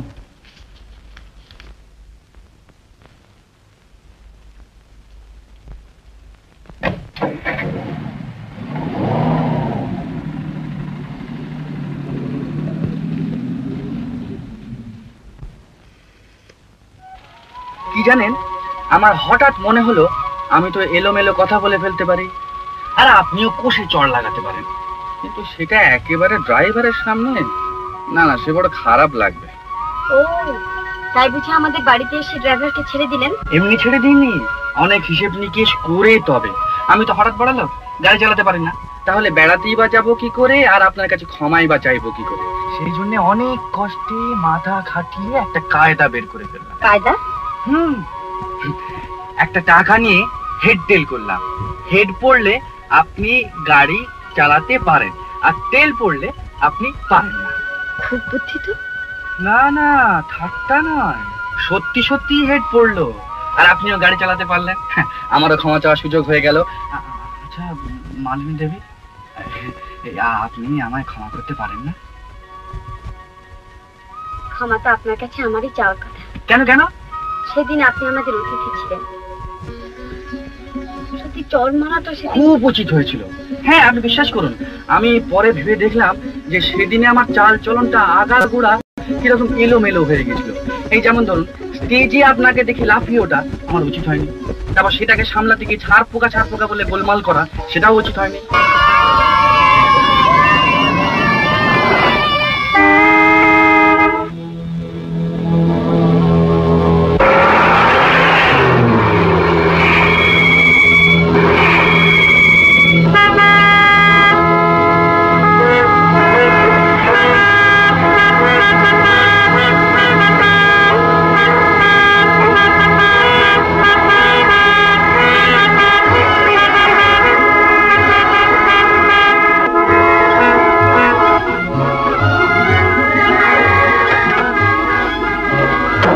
শিগগির চলুন, না হলে লোকে মরবে। তাহলে আমি যাচ্ছি, কিন্তু তুই বলো কি? না কিছু না, মানে অনেকদিন থেকে ট্রাফিক পুলিশ হওয়ার ইচ্ছে ছিল।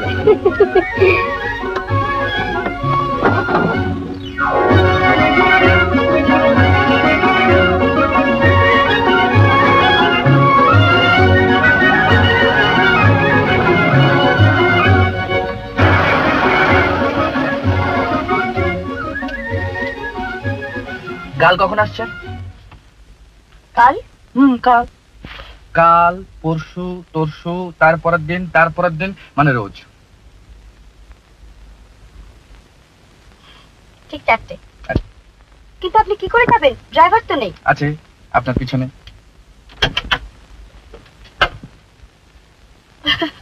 ব্যবস্থা সব পাকা। আচ্ছা চলি, নমস্কার।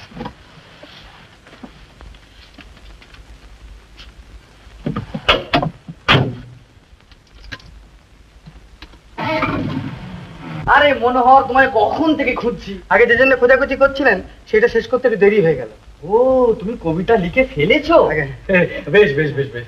মনোহর, কি করে বুঝলে? আগে সকালবেলা ফোন পেয়ে আপনি যেরকম উৎফুল্ল হয়ে উঠলেন, তারপর দুপুরবেলা গাড়ি নিয়ে বেরিয়ে চলে গেলেন, আবার সন্ধ্যেবেলা ফিরে এসে ডাকাডাকি। আরে গ্রেট গ্রেট, তুমি তো গ্রেট ম্যান হে মনোহর। দাদা, ওই বৌরানীর নামটা না জানতে পারলে ওই কবিতা মেলাতে তো একটু অসুবিধা হচ্ছে। ও, অসুবিধা হচ্ছে না?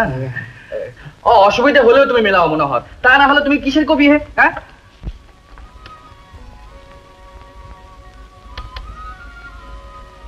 নাম থাক আমার মনে, ধাম থাক রাস্তায়, তুমি শুধু লিখে যাও।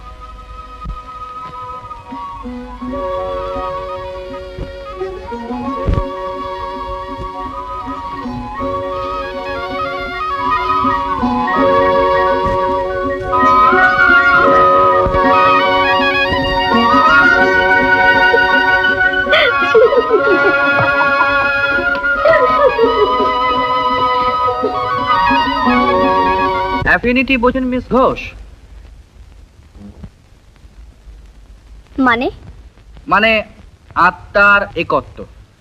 আরো কঠিন হয়ে গেল। আহা, এ তো খুব সোজা কথা। যেমন আপনি আর আমি, আপনি কোথায় ছিলেন আমায় চিনতেন না, আমি কোথায় ছিলাম আপনাকেও জানতাম না, হঠাৎ দুজনকে দেখলাম আর বুঝলাম। Exactly miss Ghosh. মনে হলো যে আরে কি হলো? এক্ষুনি বেড়াল কুকুরে খেয়ে ফেলতো, নিশ্চয়ই বাসা থেকে পড়ে গেছে। একটু দাঁড়ান তো, আমি একে বাসায় রেখে আসি। গাধি উঠবেন? আহা দেখুন না।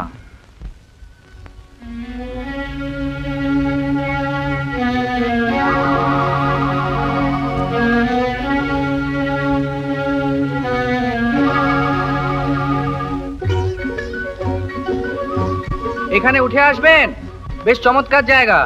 না, আপনি নেমে আসুন।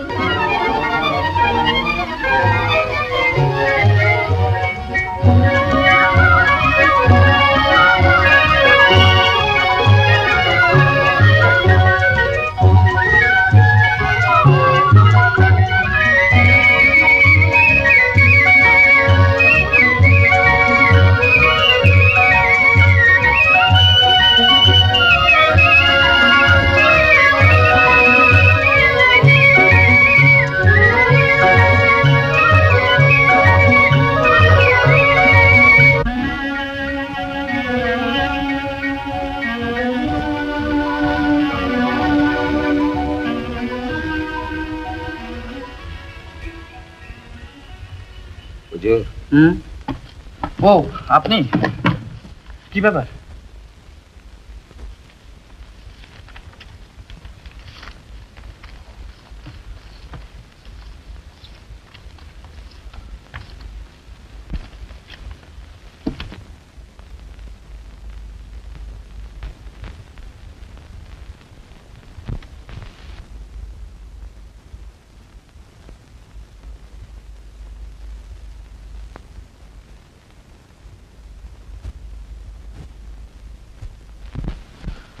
বাহ, ওয়ান্ডারফুল, খুব সুন্দর হয়েছে তো। কে তুলেছে? কে তুলেছে জানি না হুজুর, বলেন তো খোঁজ নিতে পারি। কিন্তু ওরা এই ছবিগুলোর বদলে কিছু টাকা চায়। এ নিশ্চয়ই টেলিফটো লেন্স ইউজ করেছে, কাছে থাকলে ঠিক জানতে পারতাম। ম্যানেজার বাবু, আমাকে একটা টেলিফটো লেন্স আর ক্যামেরা কিনে দেবেন? এই যে দূরের জিনিসকে কাছে আনা, এর মধ্যে খুব একটা মজা আছে। হুজুর, ওরা কিন্তু মজা পাচ্ছে না, বলছে হয় 10,000 টাকা দিতে হবে, আর না হলে মিসেস ঘোষকে সব বলে দেবে, দরকার হলে কাগজপত্রেও ছাপিয়ে দেবে বলছে। আমি বলি কি হুজুর, 1,000-2 টাকা কম করে ওটা দিয়ে দেওয়াই ভালো। লোক জানাজানি হলে কেলেঙ্কারির শেষ থাকবে না। আর তাছাড়া এ বাড়ির ঐতিহ্যে এরকম কাণ্ড কখনো হয়নি কিনা।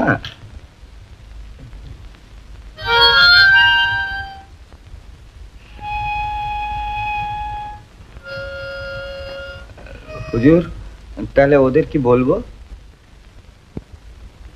কিচ্ছু বলবেন না, শুধু ভাবুন, খালি ভেবে যান। আচ্ছা, তাহলে ওদের একটু অপেক্ষাই করতে বলি।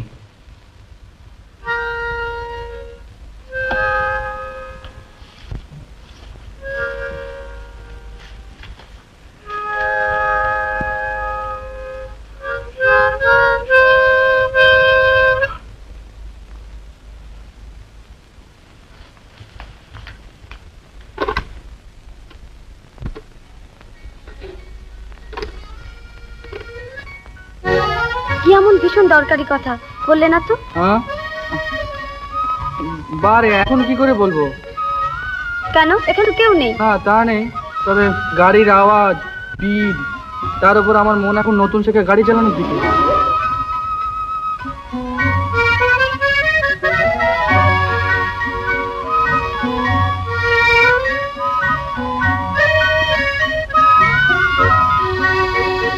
এবার বলো, এখন তো আর গাড়ি চালাচ্ছ না। না, এবারে বল। যে কি হয়েছে জানো? কি? কিছু না, মানে কিছু, তবে মুখের দিকে এরকম ড্যাব ড্যাব করে চেয়ে থাকলে বলা যায় নাকি?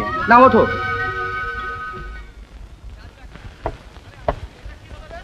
শুধু শুধু তুমি আমাকে দুপুর থেকে ঘুরি মারছো, কিচ্ছু তোমার দরকারি কথা নেই। মিছিমিছি না, মিছিমিছি নয়, মানে একটা নির্জন জায়গা না হলে বলে কি করে?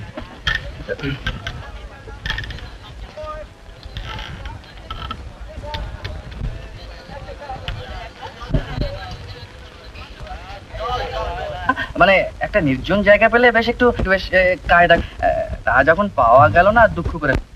আমার উত্তরটা বারে, আমি কি জানি? মাকে না না, মা নিশ্চয়ই রাজি হয়ে যাবে। তাহলে তাহলে জানবো, যা ভয় করছিলাম তাই হলো। সারা জীবন একটা বদ্ধ পাগলকে নিয়ে আমাকে কাটাতে হলো।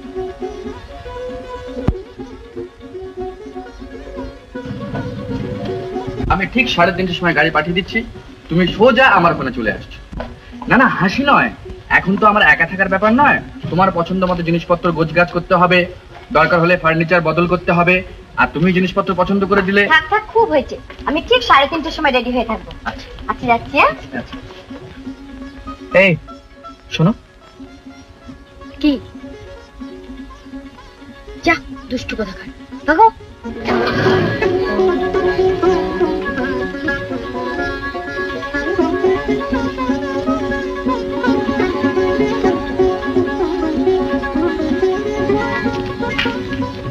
মালিনীকে নিয়ে এ খেলা আমার মোটেই ভালো লাগে না। তোমার মেয়েই বা খেলোয়াড় কম কিসে?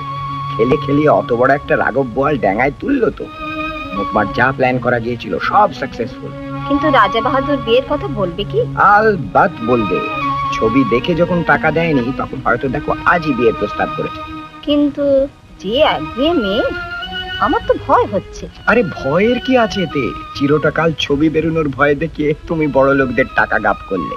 তোমার মেয়ে তো আরো বাহাদুর, একেবারে বিয়ে করে বসছে। এবার তুমি রাজার শাশুড়ি আর আমিও কন্যা 5-7 লাখ টাকার মালিক।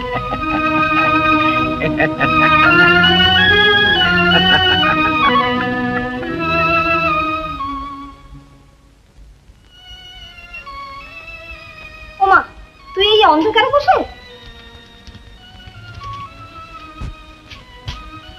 কি হয়েছে রে?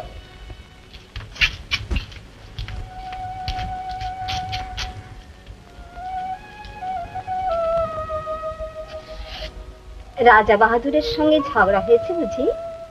পাগলাটে ধরনের লোক, তা একটু আধটু হবে।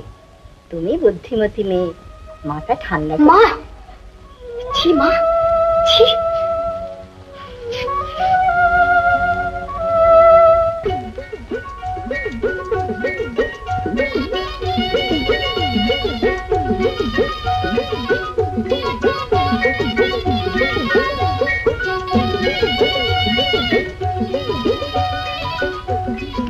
আরে করো কি, করো কি? এখানে নয়, এখানে নয়, এইখানটা, এইখানটা, এখানে নিয়ে এসো।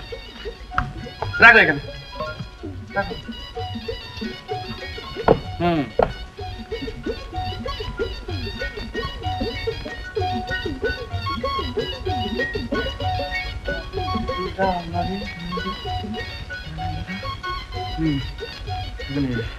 ইয়ে মনোহর, শোনো শোনো, সব ঠিক আছে? হ্যাঁ, কিন্তু আমি বলছিলাম কি দাদা, যদি ওর পছন্দ না হয়। আরে পছন্দ না হয় তখন পাল্টে ফেলা যাবে, কিন্তু আগের ফার্নিচার গুলো বাবা যেন বুকের উপর চেপে বসেছিল। এই সর্বনাশ, 3:30 বাজলো। এই যে রামজীবন, ওই সিঁড়ি ধুলো মোছা হয়েছে, আমার চিড়িয়াখানা, চা, আচ্ছা।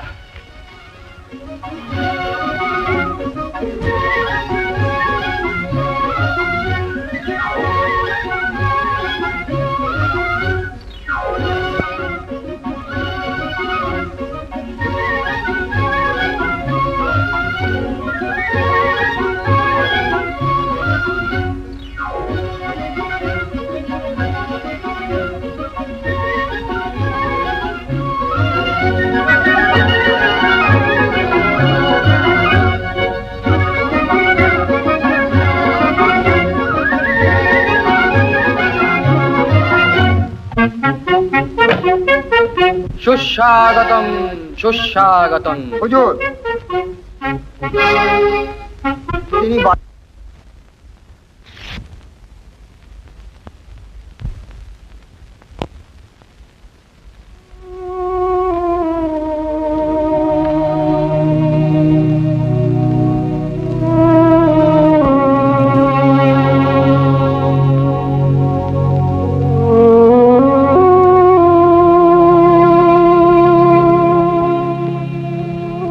কি হলো দাদা, বৌরানী এসেছেন? কোথায় বসালেন তাকে?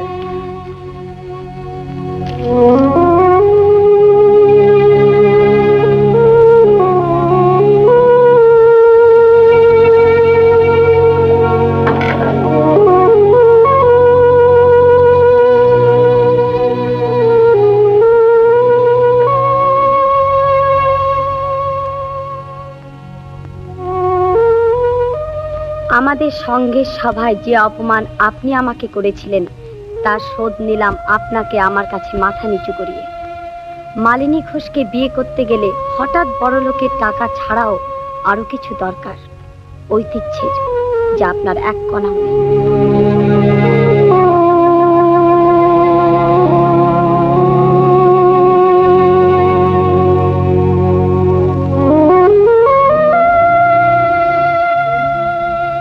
কিছু বললে না মনে হয়? আমার বলা কি উচিত হবে? তবু বলো শুনি। মনে হলো তোমার কিছু বলবার আছে। কিছু মনে করবেন না দাদা, মালিনী দেবীর নামটা জানতে পারলে হয়তো আপনাকে সাবধান করে দিতে পারতাম।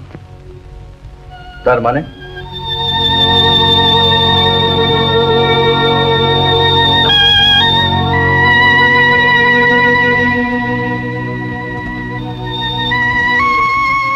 কই বলো। ওর মা মিসেস ঘোষ আর আমাদের ম্যানেজার বাবু এককালে বহু বড় লোকের ছেলেদের ভুলিয়ে মিসেস ঘোষের সঙ্গে ছবি তুলিয়েছেন, আর সেই ছবি বাজারে প্রকাশ করে দেবার ভয় দেখিয়ে টাকাও আদায় করেছেন। কি বললে? শুধু তাই নয়, ওদের একটা ক্লাবও আছে যেখানে শুধু বড় লোক ধরা হয়। আমি যদি জানতাম যে ওই ক্লাবে আপনি গিয়েছিলেন, যদি জানতাম যে মিসেস ঘোষের মেয়েকে আপনি আমি বাদ করতাম। ওই মায়ের শিক্ষা যে মেয়ে পেয়েছে সে কত ভালো হবে। মনে হয়। আমাকে মাফ করবেন দাদা।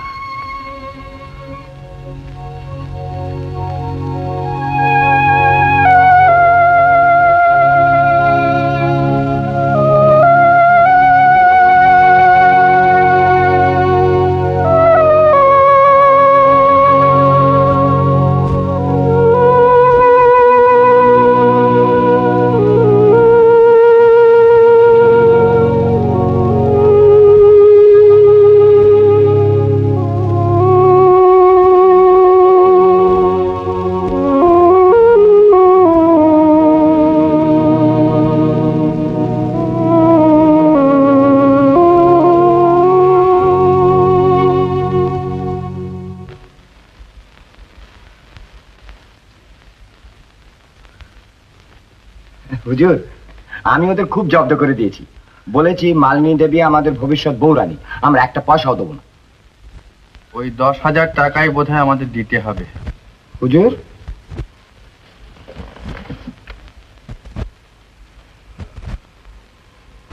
মিস ঘোষ জানিয়েছেন তিনি আমাকে বিয়ে করতে পারবেন না। তাহলে আমি ওদের তাই জানাই গে হুজুর। ম্যানেজার বাবু, আগে আপনি এবারে বিদেয় হন। হুজুর, আজ রাত্রে সমস্ত কাগজপত্র মনোহরকে বুঝিয়ে দেবেন, আর আপনার পাওনা গন্ডাও বুঝে নেবেন। কাল সকালে আপনাকে যেন আর না দেখি। মানে আপনি আপনি আমাকে তাড়িয়ে দিচ্ছেন? হ্যাঁ। কিন্তু আমার অপরাধটা কি? ও, ওই মনোহর বুঝি কিছু বলেছে? আচ্ছা, আমি দেখে নিচ্ছি। দুধ কলা দিয়ে কাল সাপ। ম্যানেজার বাবু, ছবির নেগেটিভ আর প্রিন্ট গুলো মনোহরের কাছে জমা দিয়ে আপনার ওই 10,000 টাকা নিয়ে যাবেন, আর দেখবেন যাতে মিসেস ঘোষ আর মিস ঘোষ তাদের ভাগটা ঠিক মতো পান। আপনি আসুন।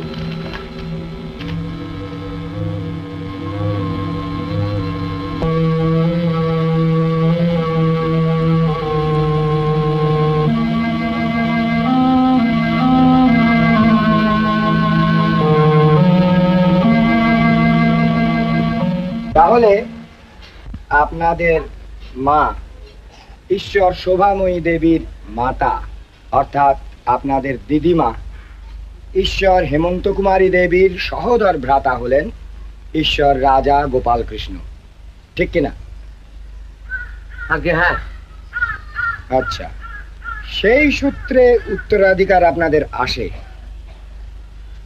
দেখুন, বিষয় সম্পত্তি পাবার ব্যবস্থা আমি সব করে দেব, কিন্তু তার আগে লিখে পড়ে দিতে হবে আদা আদি। ব্যাংকে কত টাকা বললেন স্যার?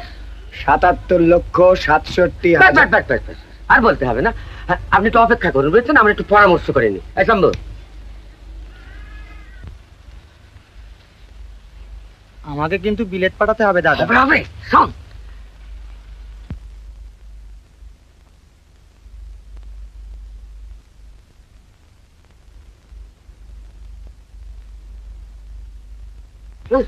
কথা ঠিক রইল। কি বললেন শম্ভু? হ্যাঁ, আপনি কত চাইলেন? আদা আদি। আদা আদি ৭৭,৬৭,০০০। আপনাকে 3 ভাগ দিয়ে দিল। কিন্তু নয়, আপনাকে 3 ভাগ দিয়ে দিলুম, 1 ভাগ আমাদের রইল। এতে রাজি হন ভালো, নইলে সোজা চলে যান, একজোড়া শম্ভু জগন্নাথ খুঁজে নিন, ব্যাস। রাজি হয়েছেন দেখছি। হাতে হাত দিন, হাতে হাত দিন শম্ভু। ব্যানার্জি সাহেবকে আমি ব্যারিস্টার ঠিক করে দেবো। পাকা সাক্ষী জোগাড় করে যদি প্রমাণ করতে পারেন। প্রমাণ আমার হাতের মুঠোয় আছে, সেই জন্য আপনি ভাববেন না। আচ্ছা, আমি আসি।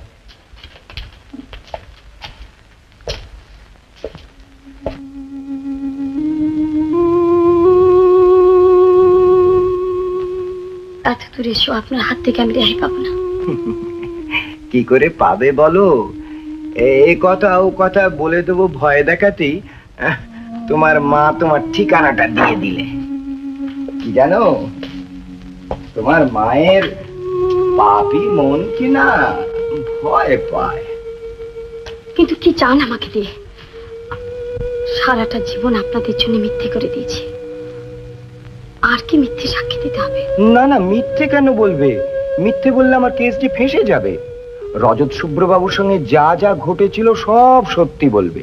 কিন্তু আমার গোপন কথা সকলের সামনে বলিয়ে আপনার কি লাভ?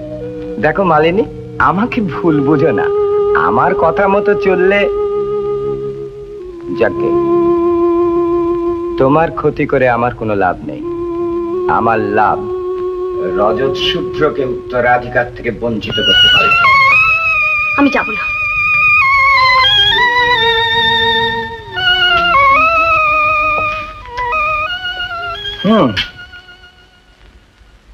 আসবার সময় তোমাদের স্কুলের সেক্রেটারির সঙ্গে আলাপ করে এলাম। তার মানে ফেরবার পথে তার সঙ্গে একবার দেখা করে যাব ভাবছি। চমৎকার লোক। তোমার মার আসল পরিচয়টা জানলে তার স্কুলে তোমার চাকরিটা পাকা হয়ে যাবে। কি বলো? হ্যাঁ,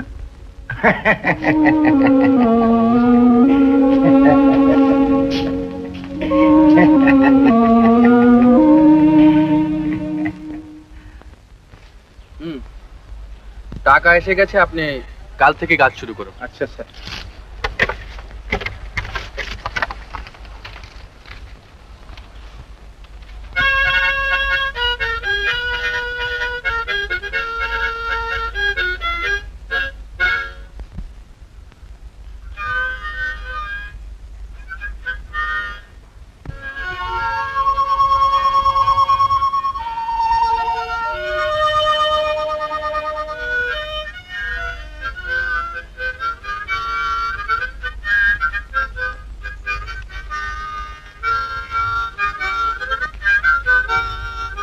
রজত বাবু, আপনার সমন আছে।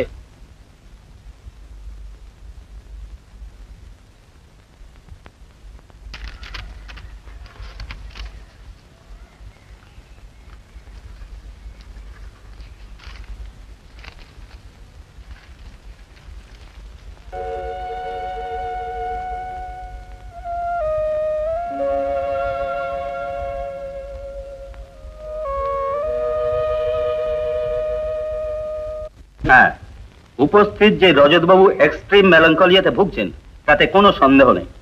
কোনো কথা শুনতে শুনতে হঠাৎ অন্যমনস্ক হয়ে যাওয়া, অবান্তর কথা বলা বা হাজার প্রশ্নের জবাবেও কোনো কথা না বলা, এই সবই মেলাঙ্কলিয়ার লক্ষণ। এর এক্সট্রিম কেসকে আমরা চলতি কথায় পাগলামি বলে থাকি। আচ্ছা doctor Samanta, as an expert আপনার একটা ওপিনিয়ন আমরা চাই। পাগলামির বিভিন্ন ফেজ একই লোকের মধ্যে প্রকাশ পেতে পারে কি? আপনার প্রশ্ন ঠিক বুঝতে পারলাম। বেশ, আমি আরো স্পষ্ট করে বলছি।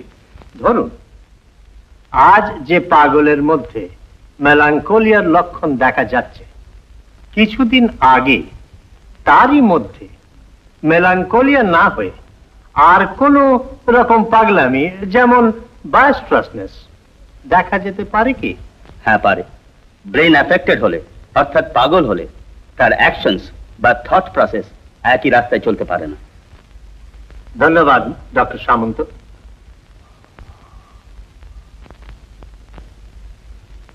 আপনি উইটনেস বক্স থেকে নামতে পারেন ডক্টর সামন্ত। Next witness. সাক্ষী বংশীবদন চ্যাটার্জি, সাক্ষী বংশীবদন চ্যাটার্জি হাজির। হাজির রে বাবা, হাজির হাজির। রাধেশ সাহেব, আগে মতির মা তোমাদের যা যা বলে দিচ্ছে, হ্যাঁ সব ঠিক ঠিক থাকে, ঠিক মনে থাক।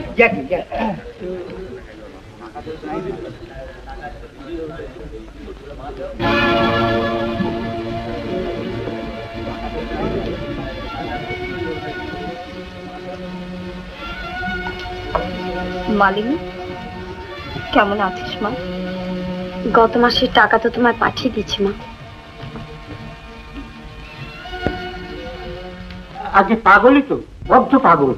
পাগল না হলে কেউ অঙ্কের ক্লাসে ছবি আঁকে, বাচ্চাদের মতন মাউথ অর্গান বাজায়, কুকুরের বন ভোজন দেয়। কি বললেন? আজকে কুকুরের বন ভোজন। একটা নেড়ি কুত্তা ধরে নিয়ে এসে আমাদের মাস্টার তাদের বন ভোজন করাতে।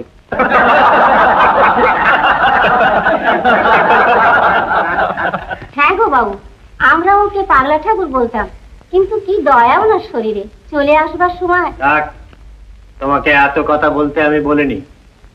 তোমরা তাহলে রজত বাবুকে পাগলা ঠাকুর বলতে? এই যে নতুন ম্যানেজার বাবু। নমস্কার। নমস্কার। আচ্ছা ম্যানেজার বাবু, আপনার গায়ে কি মানুষের চামড়া পর্যন্ত নেই? একটা কথা বলবো ভাই? বলুন। ওসব তোমার আমার গায়ে ঠিক মানায় না, বুঝলে? আরে পুরুষোত্তম, শোনো শোনো বাবা, শোনো। এই নতুন ম্যানেজার বাবু ধারে কাছে যেও না, মিথ্যে সাক্ষী দিতে শিখিয়ে দেবে। আচ্ছা ভাই। তা যাই বলুন না হুজুর, এমন নগদ খদ্দের আর আমি পাবো না। আপনাকে সে কথা জিজ্ঞাসা করিনি। আমার প্রশ্ন হলো, রজত বাবুর কোন কোন কাজ আপনার কাছে পাগলামি বলে মনে হতো কি না? তা সত্যি কথা বলতে হুজুর, হতো। ছেলেপুলেদের পড়ানোর মাস্টার দুপুর বেলা রোদ্রে মাঠে শুয়ে প্যাঁপো করে বাজনা বাজাচ্ছে। একটা কথা জিজ্ঞেস করলে অন্য কথার উত্তর দিচ্ছে। এতে জন্তু জানোয়ারের হাট বানিয়ে রেখেছে। একে পাগল ছাড়া কি মনে করবো হুজুর? পাগলামির চোটে গাঁ শুদ্ধ লোককে ব্যস্ত করে মেরেছে। পাগল ছাড়া কি?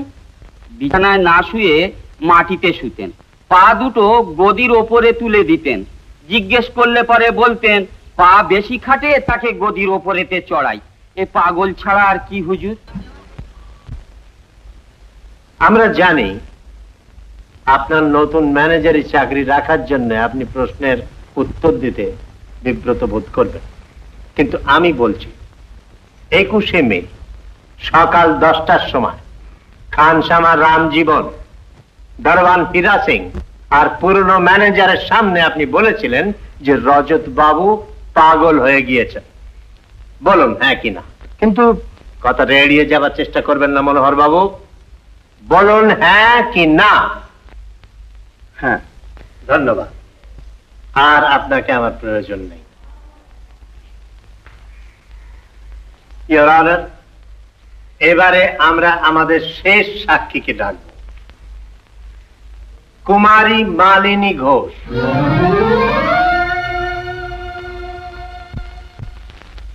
এক্সিবিট নাম্বার 13 and 14 ওর হাতে দিন তো।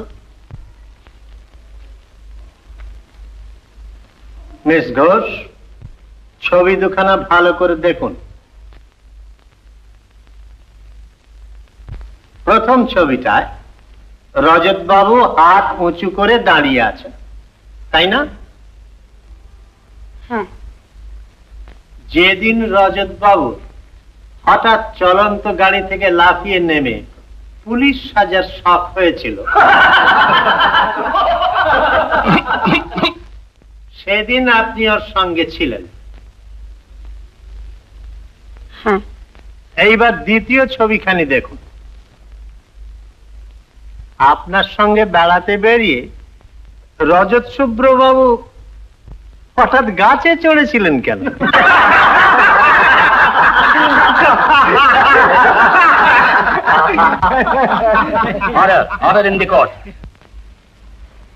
এইসব প্রশ্নের জবাব দিতে আপনার খুব কষ্ট হচ্ছে, এটা আমি বুঝতে পারছি মালিনী দেবী।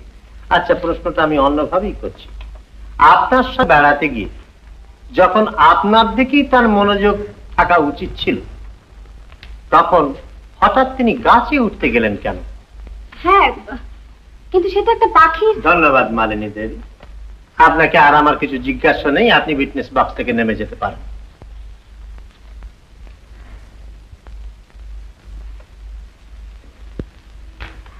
ইওর অনার, আমাদের সাক্ষী শেষ হয়েছে। আপনার নির্দেশ পেলে এখন আমরা আর্গুমেন্ট শুরু করতে পারি। ইওর অনার, আমার বক্তব্য অত্যন্ত সামান্য এবং লাঞ্চ রেসেসের পূর্বেই তা শেষ করতে পারবো বলে আশা করি।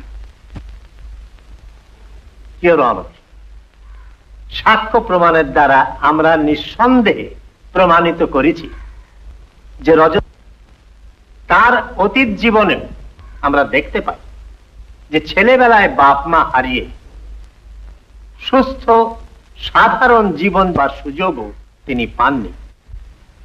একবার একটা উঁচু জায়গা থেকে তিনি পড়েও গিয়েছিলেন, তাতেও হয়তো মাথায় আঘাত লাগতে পারে।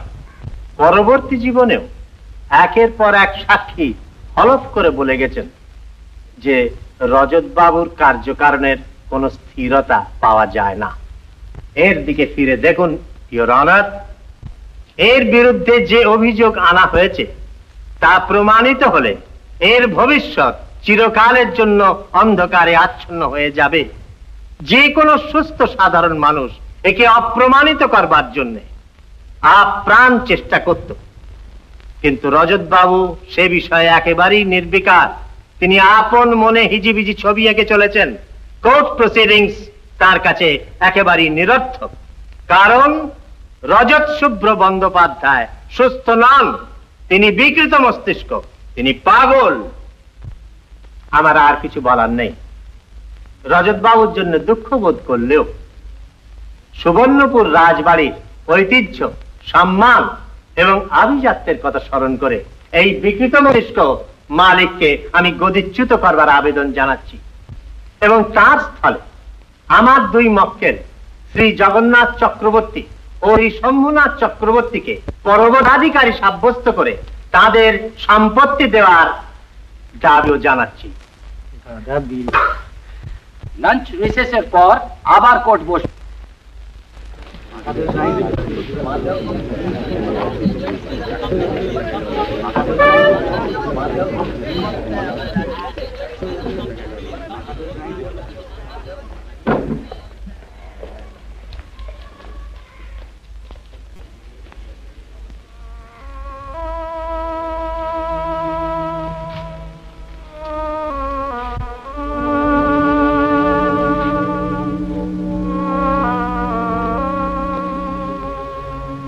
শুনছো?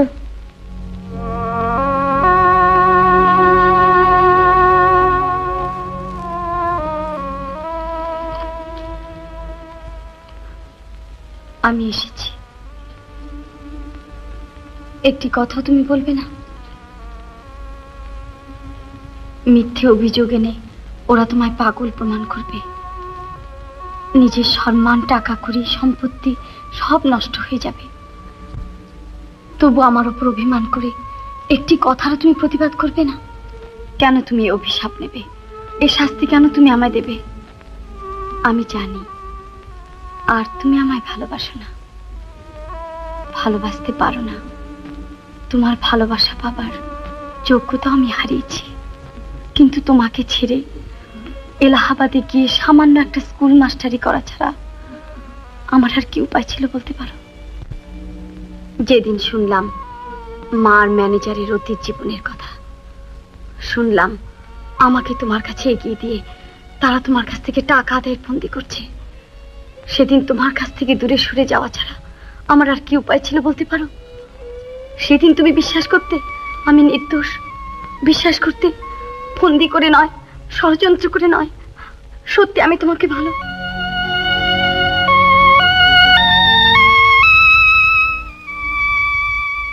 আমি জানি আজ আর তুমি আমায় বিশ্বাস করতে পারছো না, তবু তবু একদিন তুমি আমাকে ভালোবেসেছিলে। সেই দাবিতে তোমাকে আমি অনুরোধ করছি, উঠে দাঁড়াও, সব কথা পরিষ্কার করে বলে ওদের ষড়যন্ত্রের জাল তুমি ছিঁড়ে দাও।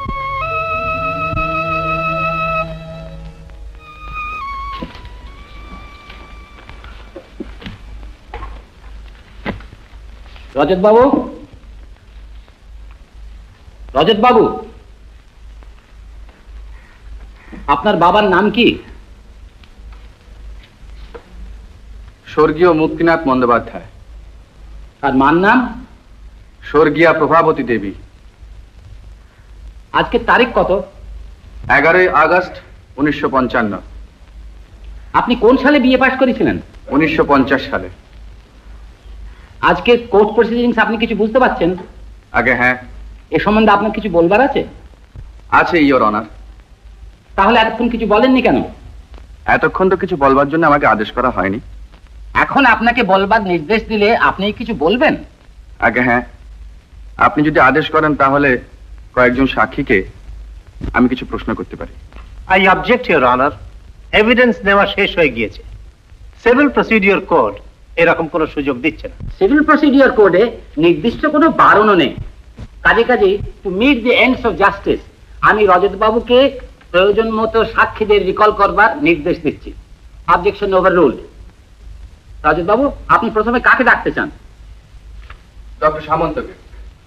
Doctor Samanta, will you please come and take your stand once again?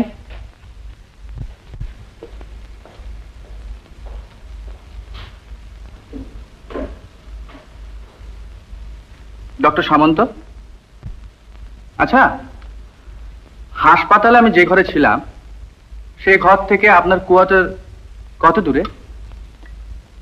খুব কাছে। এবং এত কাছে যে আপনার ঘর থেকে বা আমার ঘর থেকে একটু জোরে কথা বলা বলি হলেই শোনা যেত? হ্যাঁ। আচ্ছা ডক্টর সামন্ত, আপনি রোজ সকালে রাউন্ডে বেরোবার আগে মিসেস সামন্ত ওই রকম চেঁচামেচি করতেন কেন?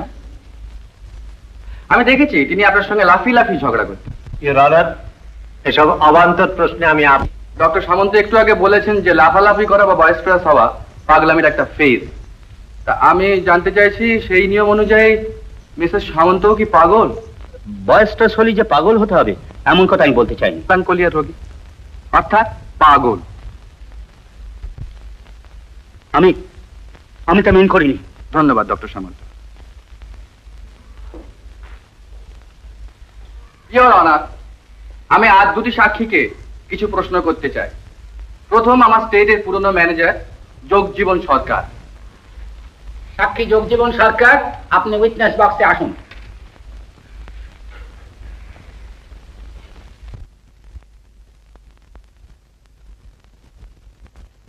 আচ্ছা যোগজীবন বাবু, আপনি আমাদের স্টেটে কতদিন চাকরি করেছেন? আগে 30 বছর। সে চাকরি গেল কেন? আপনার পাগলামির জন্য।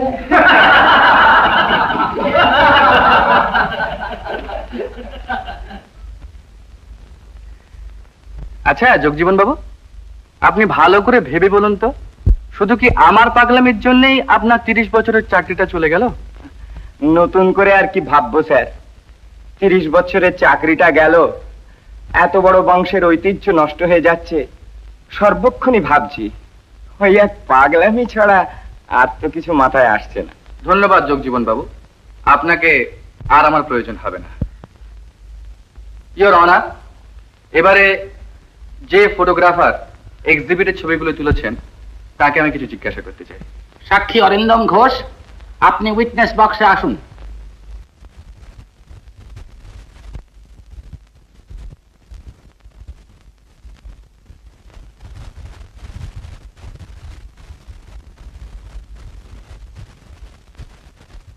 আমাদের ছবিগুলো আপনি তুলেছিলেন?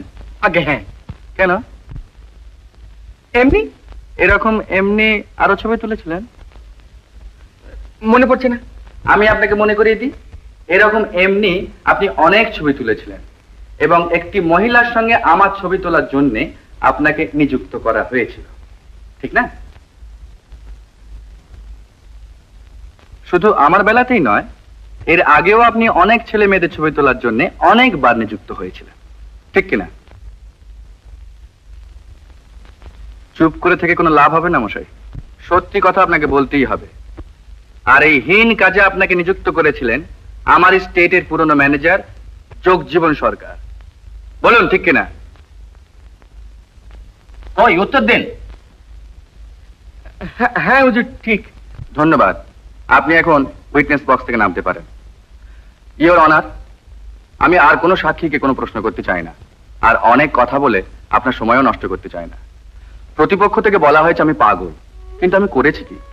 ছেলেবেলায় সকলকারই অসুখ বিসুখ করে এবং অনেককেই পিতৃমাতৃহীন হয়ে পরের আশ্রিত হয়ে মানুষ হতে হয়, কিন্তু সেই জন্যই মানুষ পাগল হয় না। আমিও হইনি। নবীনগঞ্জ গ্রামে আমি ছেলেদের পড়াতাম, বেদ আর শাসনের পুরনো পদ্ধতিতে আমি তাদের পড়াইনি। কুকুরের বনভোজনের মধ্যে দিয়ে আমি তাদের শিখিয়েছিলাম অবলা জন্তু জানোয়ারকে ভালোবাসতে, মাছ ধরতে গিয়ে শিখিয়েছিলাম যে কোনো বিষয়ে মনঃসংযোগ করতে। ছেলেদের যখন পড়তে ভালো লাগতো না, সেই সময়টা বাজে নষ্ট না করে আমি তাদের ছবি আঁকতে শিখিয়েছিলাম, ওদের খেলার সঙ্গী হয়ে ডিসিপ্লিন শিখিয়েছিলাম, দলবদ্ধ হয়ে কাজ করতে শিখিয়েছিলাম। ইনফ্যাক্ট আজ সারা পৃথিবী জুড়ে যে নতুন শিক্ষাধারা নিয়ে পরীক্ষা চলেছে, আমি সেই পরীক্ষাই করতে চেয়েছিলাম।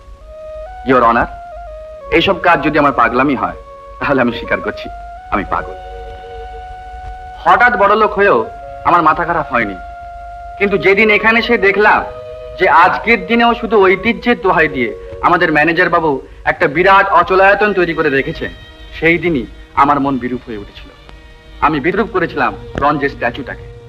যে ঘরে 50-60টা কলিং বেল রেখে পুরনো রাজা বাহাদুরকে শুকনো ঐতিহ্যের বাঁধনে বেঁধে রাখা হয়েছিল, সেই ঘরের প্রত্যেকটা কলিং বেল একসঙ্গে বাজিয়ে আমি ম্যানেজারের ষড়যন্ত্রের বিরুদ্ধে বিদ্রোহ ঘোষণা করেছিলাম। ইওর অনার, দেশের এই দারুণ অর্থ সংকটের দিনেও যেখানে 100-150 চাকর রাখার অপব্যয় করা ঐতিহ্য, 50-60 রকমের ভালো ভালো জামা কাপড় স্যুট তৈরি করা ঐতিহ্য এবং যে সমস্ত জিনিস মিউজিয়ামে রাখা উচিত সেই সমস্ত জিনিস বাড়ির মধ্যে রেখে তাদের তদবির তদারকে অর্থ ব্যয় করা ঐতিহ্য, সেই ঐতিহ্য আমি মানিনি, মানতে পারবো না। যে ফুলের বাগানে ছেলেদের ঢুকবার কোনো অধিকার নেই, ফুল ছেড়বার কোনো অধিকার নেই, সেই ফুলের বাগান থেকে আমি নিজে ফুল চুরি করে ছেলেদের হাতে তুলে দিয়েছিলাম। কয়েক হাজার টাকা আয় বাড়ানোর জন্য আমি ছেলেদের খেলার মাঠ কেড়ে নিয়ে সেখানে নতুন ফ্ল্যাট বাড়ি তৈরি করে দিইনি। এসব কাজ যদি আমার পাগলামি হয় তাহলে আমি মেনে নিচ্ছি আমি পাগল। ইওর অনার, আমি বিশ্বাস করি যে পুরনোকে আঁকড়ে ধরে থাকা ঐতিহ্য রক্ষা নয়, পুরনো ভিতের ওপরে নতুন ইমারত তৈরি করাটাই হচ্ছে ঐতিহ্যকে বাঁচিয়ে রাখা। আমি বিশ্বাস করি আমাদের দেশের ভবিষ্যৎ নাগরিকদের সব রকমের সুযোগ দেবার, তাদের খেলাধুলো, তাদের শিক্ষা দীক্ষা, তাদের দুষ্টুমি সবকিছুর মধ্যে বড়দের সক্রিয় সহযোগিতা। আর এই বিশ্বাস করাটাই যদি আমার পাগলামি হয় তাহলে আমি স্বীকার করছি, আমি মেনে নিচ্ছি ইওর অনার যে আমি পাগল। শুধু মিসেস ঘোষের সাক্ষ্যের আমি প্রতিবাদ করব না। তখনকার আমার আচার ব্যবহার তার কাছে নর্মাল নাও মনে হতে পারে, কারণ সত্যি তখন একটা বিরাট পাগলামি আমাকে পেয়ে বসেছিল। আমি ভালোবেসেছিলাম। জীবনে যখন অর্থহীন ছিলাম তখন পেয়েছিলাম অবজ্ঞা, হতশ্রদ্ধা। যখন বড়লোক হলাম তখন পেলাম খোশামত। ভালোবাসা কখনো পাইনি। মিসেস ঘোষের মেয়ে মালিনী দেবী আমাকে ভালোবাসলো, আমি ধন্য হয়ে গেলাম, আমি পাগল হয়ে গেলাম। সেই ভালোবাসাকে আমি ভুল বুঝেছি, তার জন্য দুঃখও কম পাইনি। কিন্তু সেই দুঃখ আমার কাছে এতটুকুও লাগবে না যদি আপনার বিচারে আমি সহজ মানুষ হিসেবে, সাধারণ মানুষ হিসেবে তার পাশে দাঁড়িয়ে বলতে পারি আমায় তুমি ক্ষমা করো। ইওর অনার, আমার আর কিছু বলবার নেই। আমি আপনার বিচারের আশায় রইলাম।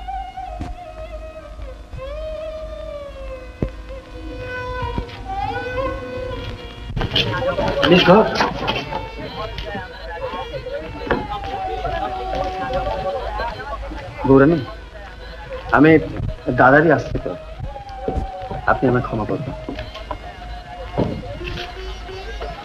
চলি ভাই, তোমার পাগলা দাদাকে একটু দেখো। কিন্তু আপনি যাচ্ছেন কোথায়?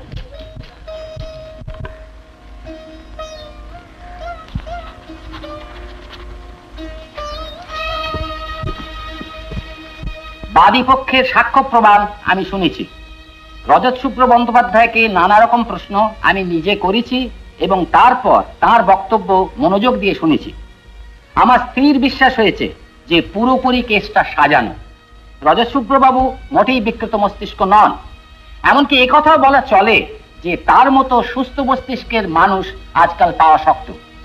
কাজেই শ্রী জগন্নাথ চক্রবর্তী ও শ্রী শম্ভু চক্রবর্তীর দরখাস্ত নাকচ করে আমি শ্রী রজত শুভ্র বন্দ্যোপাধ্যায়কে সুস্থ বলে ডিক্লেয়ার করছি।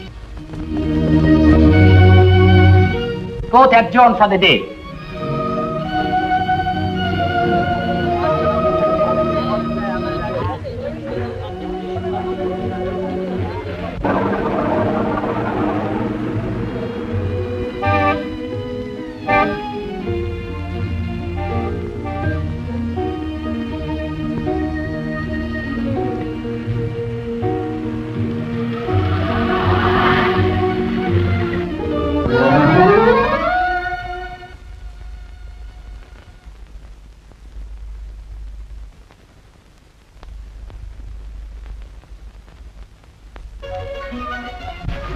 আমাকে ফেলে পালিয়ে যাবে ঠিক করেছিলে না?